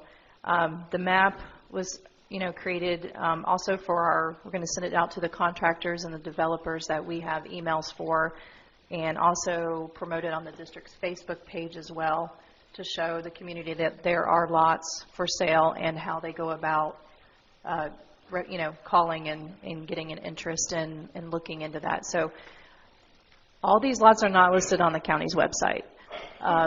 The county is focusing on areas of Unit 16, Unit 25, and Unit 15 at this time. There are some other lots down in the Manor Hill section and in Unit 2 as well.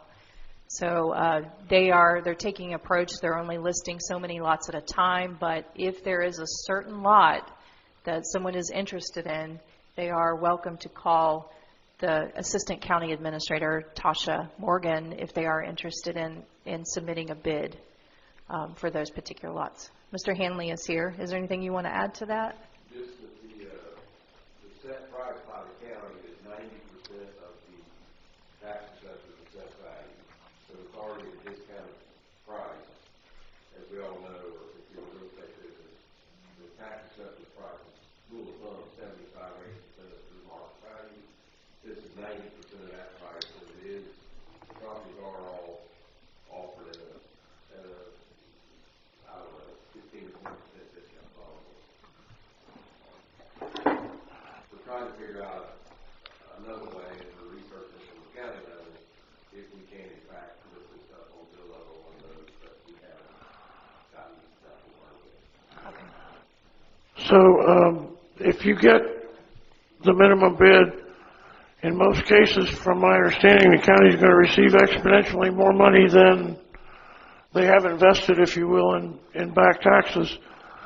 And yet you have chosen not to pay realtor fees or, I guess provide all the marketing support that might exist. Is that something else you're looking at? So far, that's correct. We've talked about listing with a broker. The issue there is we have to set an RFP, take bids from all the different brokers that are interested, then select the broker, then put together a marketing strategy.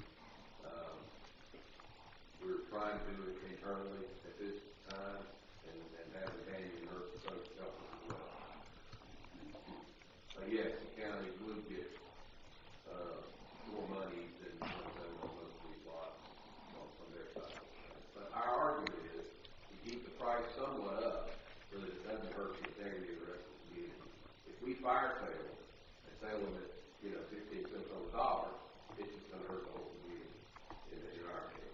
So we're trying to kind of have a balance there, have a discounted price that somebody can take advantage of, but it's still not still in the market for the whole area. If that makes sense to you. You know what, Ron, I know from just being in a couple meetings with you that you want to help us, but you can tell it's pretty frustrating on our side. Well, yeah, I understood that, but I know that if you did fire sale them, we might end up in the same spot we're in now, 7 years. I mean, it takes, so I understand, and I also, through Tanya, understand that you're going to work with us as much as you can, because if you look at them lots, that's Sun and Lake right there. I mean, we need to sell them to people building, not to people who want to sit on them and make, money. So, we're all in we want to sell them too. Yeah. Tax revenue just like you do. Yeah. So it's not like we're hiding. I know, but it just seems when we all work together, we can't work together. I know we all try to, and I know you are, so just keep trying with Tanya.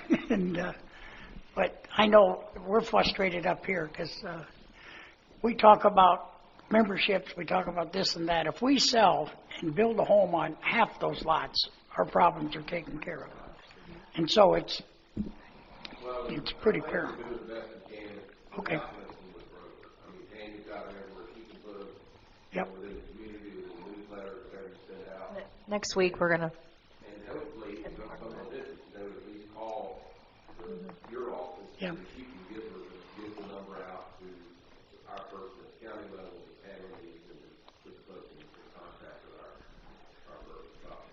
Okay, well, I just wanted to thank you for helping, because I know you are, but it's just tough. Tough deal. Ron, what's the reason why you can't do package deals? You know, like, oh, there is no reason we can do them? So if what did I write down here? Contractor. If Developer.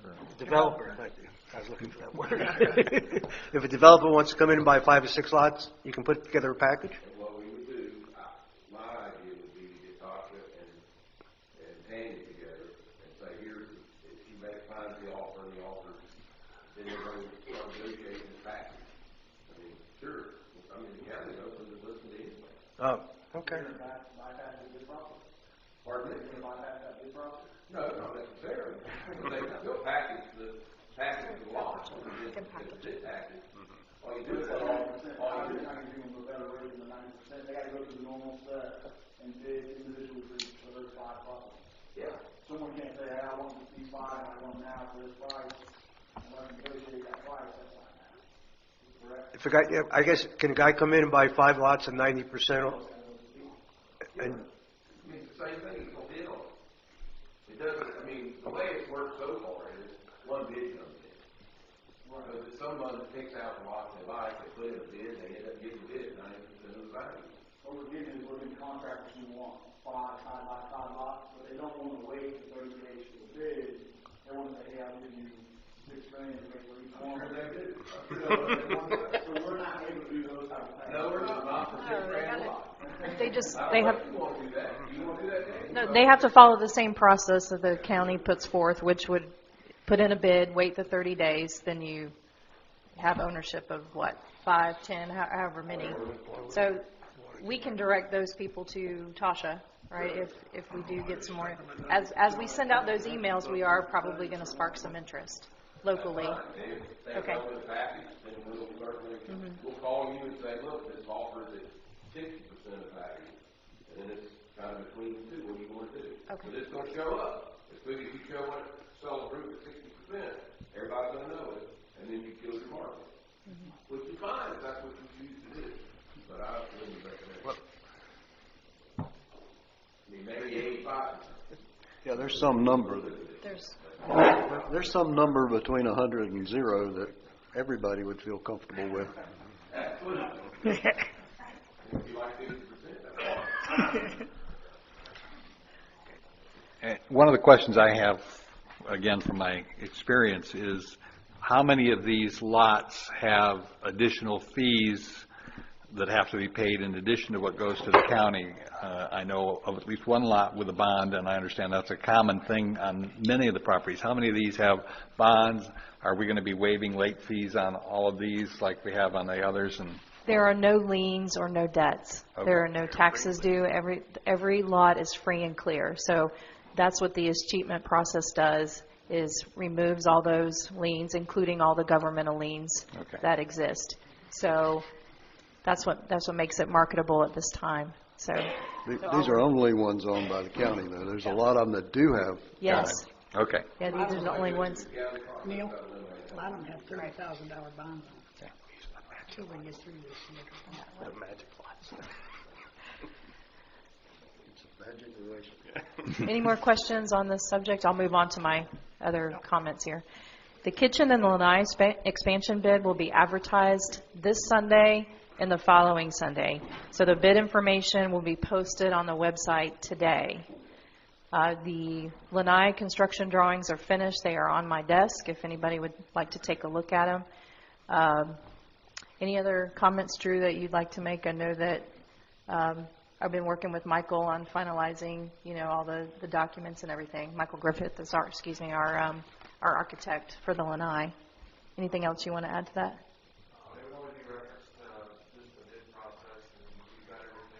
Yeah, go ahead. Oh, the dates.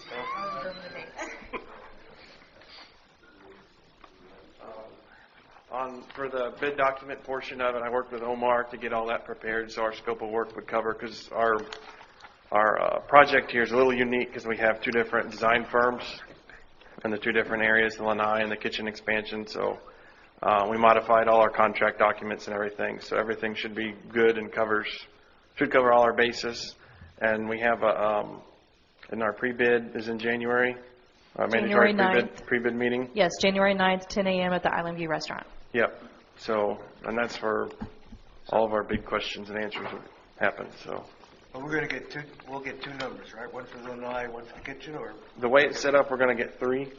I don't know if you're familiar with the way the bid docs were set up. On the kitchen expansion, they split it up between the actual construction and then all the equipment. So the equipment will include any kind of additional, whatever, the grills, everything that's included with that. And there's also some moving of equipment, some of the existing coolers and walk-ins. Some of them are going to be, they're going to be kept, so they got to remove them and then put them back in the new location. I think we need to be able to separate the two and even possibly have the option, and I'm just speaking out of school, maybe we'll delay one for a year if we find out it's too much money. Yeah, we wrote the bid specs so we can have multiple contractors for the different locations, or we can choose one, we can choose none, any combination we want to, we can pick from. So we'll be able to separate the Oh, dollars. yeah. I'm Yeah. more worried about that. Yeah, even the equipment, everything, we had the architect separate line items on all the equipment. So if there's any equipment we don't want, anything we don't want to do, we can just strike through it and choose not to do it. Who's going to know that? That's going to be coordinated with the district staff and the architect. Because there's some line items on the equipment that we're going to have to do. So if we do the construction, like the walk-in freezers and stuff, we're going to have to do that because it'll be in the way if we do the construction. So there's a number of items that if we choose to do the kitchen expansion, we'll have to do some of the equipment, but not all of it. So just Okay. to clarify, what I'm hearing you say is you've got the bid process includes one for equipment line item, one for the actual kitchen construction, and one for the lanai structure. Correct. And then we'll need an estimate if we delay one for a year, because I assume all these monies are based on doing it all at once. So is it going to cost us 10% more? You'll have to give us a little guidelines on that. Yeah, and we can work with the architect and the contractor, whoever we select. If we choose not to do a portion, we can work with them on getting an estimate.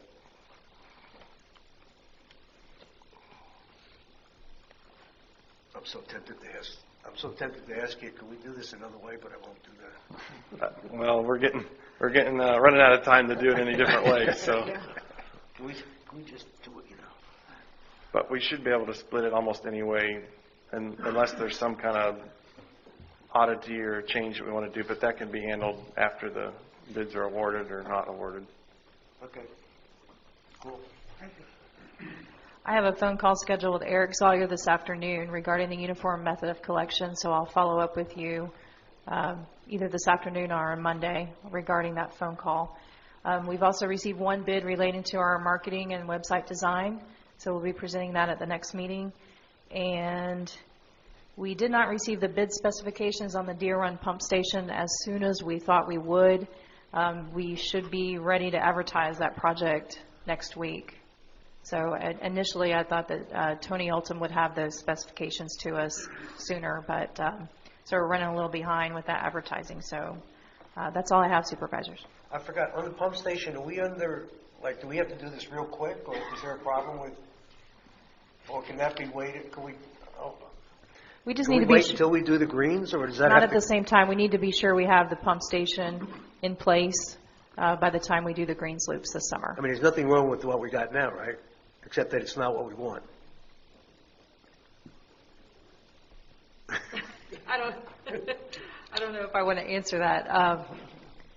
If you want to explain the greens loops and why we want to have the pump station in place. Well, yeah, we've talked about this many times before, right? Really the greens loops,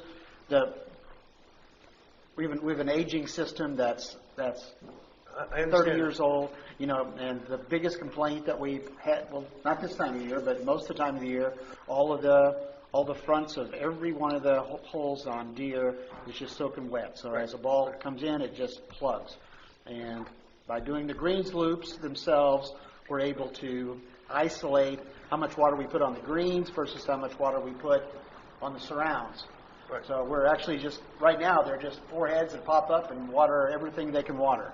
My point was, I understand that, but I was just saying, if we're going to do the green, say, in August, we don't need the pump station really till July, right? It was just a question. No, that's right. I mean, Okay. we need the pump station to be able to do the green To do the sweeps. green. We do the green sweeps. Right. We were just, I guess we were just trying to do it and get the pump station done before certainly get done before we started the rest of the project. That's all. Okay. And I think there's at least 8 weeks of manufacturing time on the electrical components. Yes. At least, at a minimum. So we want to be sure we get a head start on that. Okay, unfinished business? None. New business? None. Committee reports? None. Public comment?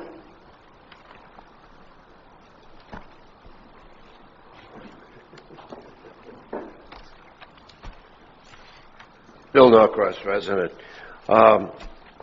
We had 3 candidates that showed up today, which I congratulate them for putting their name in their hat, Ms. Cormier and Rick and Neil with an A. And the responsibility of the district supervisors is enormous. You have the fiduciary responsibility, and also you have to deal with the sunshine law. So congratulate to you, Neil, and the best of good intentions and luck that you will definitely need. Thank you. Thank you.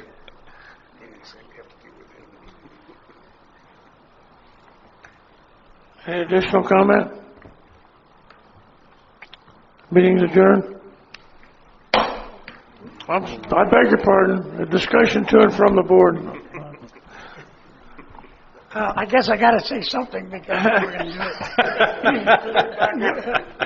it. Neil, I just this discussion to and from the board is, to me, is pretty important because we can't talk.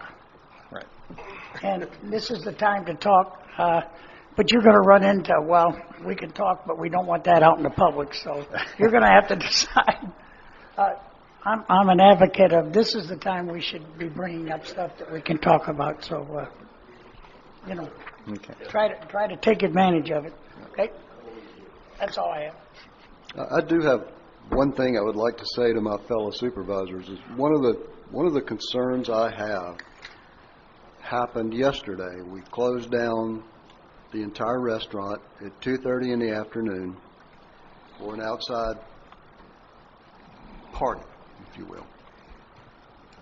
And I understand we need to do that, or maybe we need to do that, but we did that. Every member and every resident who was not invited to that private party was, I'll be careful of what I say, let's say banished to the lanai. It's the only place you could be. Now, we had people out there waiting on us in that store. If we close the lanai in and make it part of the dining room, are you going to kick all the members out to the parking lot? I mean, we got to think past what we're doing here.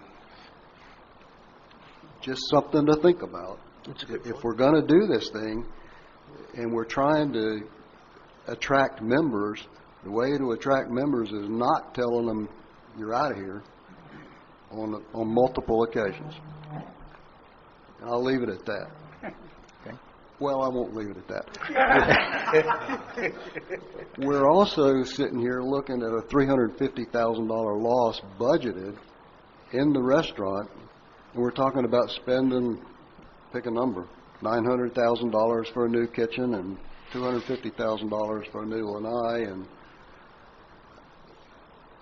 we either got to get more volume out of the kitchen, more volume in sales, or we got to get lower cost, one of the two, for this to make any sense. And somewhere there's got to be something that makes sense to me before I can feel good about voting for that sort of situation. So there's two issues for me. We got to figure out how to make this make economic sense, and I get that it's an amenity and all that stuff. But we spent district taxpayers' money to build this thing, and we're going to look at spending district taxpayers' money to improve this thing, and then we're saying to the members and the district taxpayers, get out of here, you're not welcome. So one way or another, we got to find some way to reconcile those two situations, and I will stop at that. Amen. 4-1. 4-1. You what? 4-1. As far as the restaurant goes, I think your point on Illinois is, well, is we never even thought of it. That's good. You're right. That should be a concern. As far as spending $1 million on the kitchen, it was my money. I wouldn't do it. No offense to anybody. I couldn't justify it. Casper can't even justify it. They said we have a profit of $20,000 a year by spending $1.1 million. Not good numbers. But we'll see when the bids come in. I'm not going to think about it between now and the holidays. That's it. Well, I'll say one more thing. You know, you can take a carpet tack and drive it right in the ground with a sledgehammer. That's effective. It's not very damn efficient. You can get yourself a tack hammer, and it costs 1/10 of what a sledgehammer does, and it takes 1/10 of the effort. And it seems to me that what we've gotten done is gotten an architect that's building us or designing us at a fee of so much of a percentage, a Cadillac, and I'm not sure we need a Cadillac. And I think I've heard Joe say that in these meetings, that we don't need to do all this stuff, and that's kind of where I am. We got to get to where the numbers actually make some sense. Well, if I had my druthers, I'd throw out the plan that we got and go in and just do a kitchen expansion within the walls that we got. Got to be cheaper, I think. But then I've been told that everybody says they can't do that, supposedly. Well, so I don't know. I don't design buildings, but it just sounds strange that we are not able to do that. Well, we can put a Band-Aid on it, or we can fix it. But the question is, do you fix it for a year, or do you fix it for 10? And I'm talking the construction piece of it. But then there's half of the money is in the equipment, and how much do we put in, and what do we do? The whole Lanai issue is a whole other one that makes a lot of sense to have additional tables so we can have additional sales. But we got to figure some way of accommodating our residents and our members if we're going to truly decide that part of our business plan is that we're going to shut it down and let outside people use it for a fee.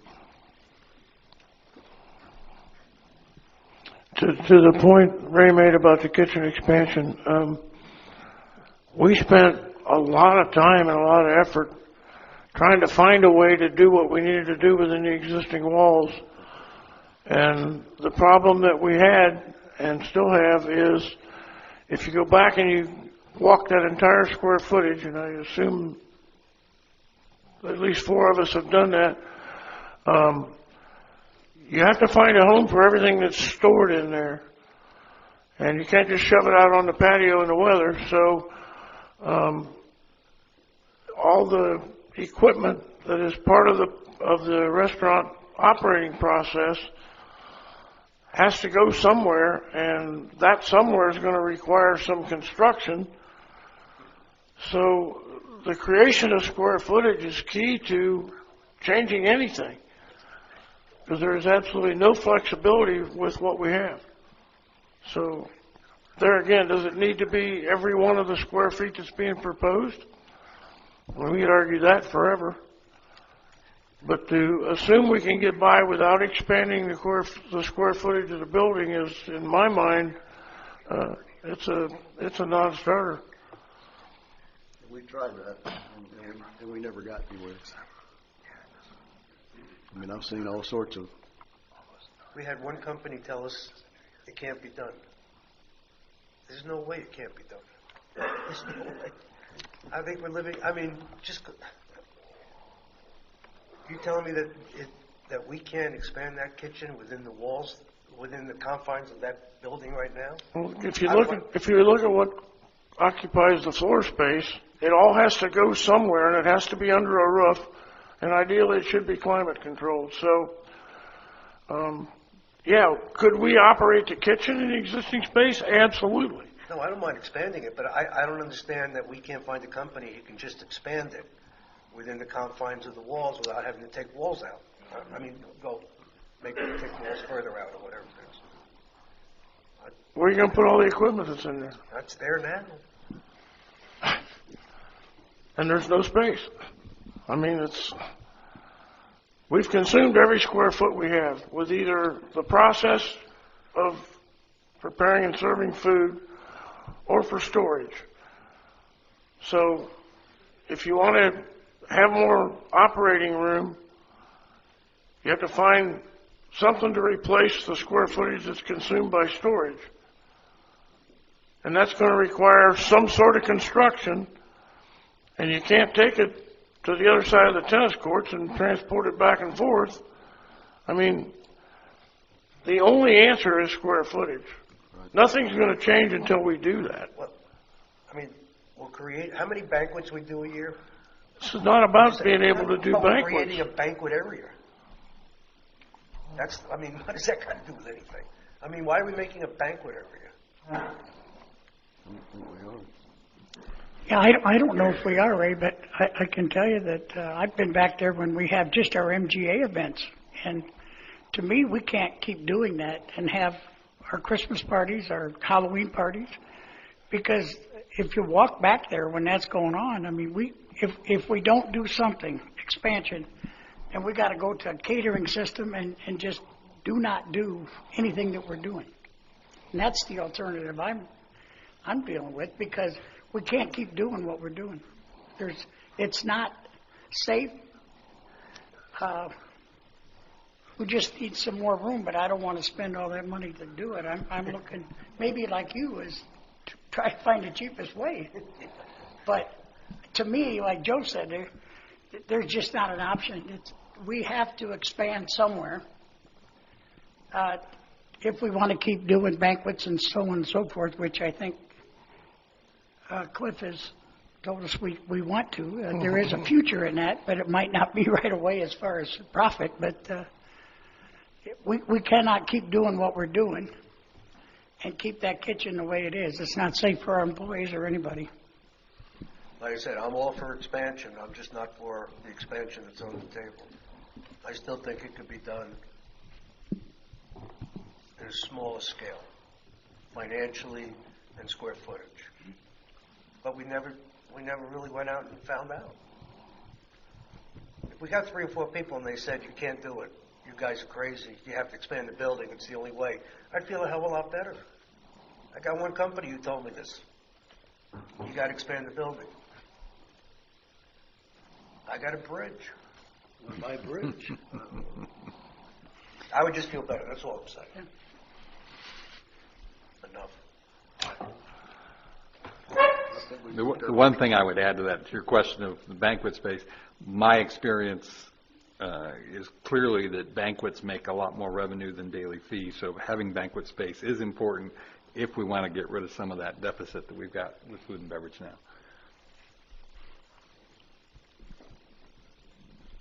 See, I've learned more in the last 5 minutes than I have, because it's nice that I can listen to you guys and what your opinions are. So that's, Neil, that's why it's important that we bring this stuff up and can talk about it. Whether we agree or not, we should talk about it. I mean, we do realize that most people don't want this. Don't we? We do know that, right? You will admit that? If you ask people, they don't want the kitchen. I'm just telling you. I mean, I guarantee if we took a survey, which I know we're not, but if we were to ask people, do you want to spend $1 million whatever on the kitchen, I'm thinking most people are going to say no. I don't want to either. Huh? I don't want to either, but I want to fix the problem. I'm wondering if, in addition to the board meetings where we have these sessions, if it would be worthwhile to have a public roundtable where we could invite the public to come in and give us their opinion on some of these things and hear what's planned. We have to exclude certain people.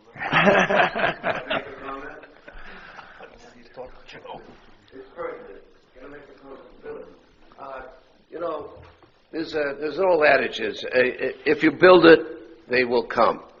Well, before you build it, you have to really take surveys. Now, you have Walmart. Remember, they were going to expand here, but the population didn't warrant it. That was one reason.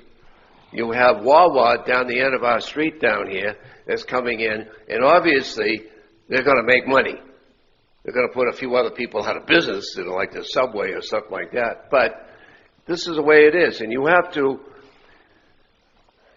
really take a look at, if you have a fine facility, which we do, and the parking and everything else, everything is a good situation. And we don't have to expand the parking. We've just asphalted resurfaced the parking lot. It really looks great. And if you had, somebody to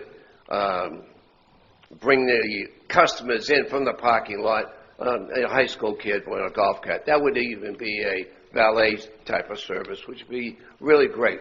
But what I think we like to have done, Dan, is to have a fine facility and probably a smaller scale, if it could work. $980,000 is a lot of money for a kitchen. I mean, how many houses can you build for that? I mean, 3? Quantic can probably build 4. I mean, it's really crazy. So I think if you modify the building, reduce the plans, and make it functional so that you can have all these different events, which are going to make a lot of money if you do, it would be more practical. Thank you.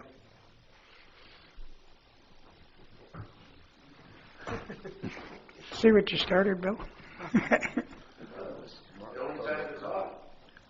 I'm trying to be patient, but you run a business here, right? No. Oh, yes, you do. No, this is yes, not a you do. business. You may play golf and you may have fun, but you run a business here. This is a government entity. A government entity? Yes. Okay, well, much like our federal government, I guess. If I run a business, I'm going to spend $1 million, I want to look at something less than a 50-year payback. That's all I got to say. I don't care if you run more banquets. I don't care if you open a pipeline to Route 27 to get people to come to the restaurant. But if you're looking at a 50-year payback, it's not a good investment. That's just my opinion. Thank you. Yeah.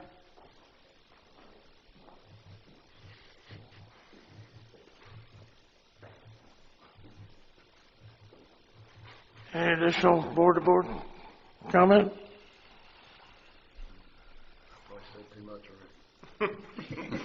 Is it safe to adjourn the meeting?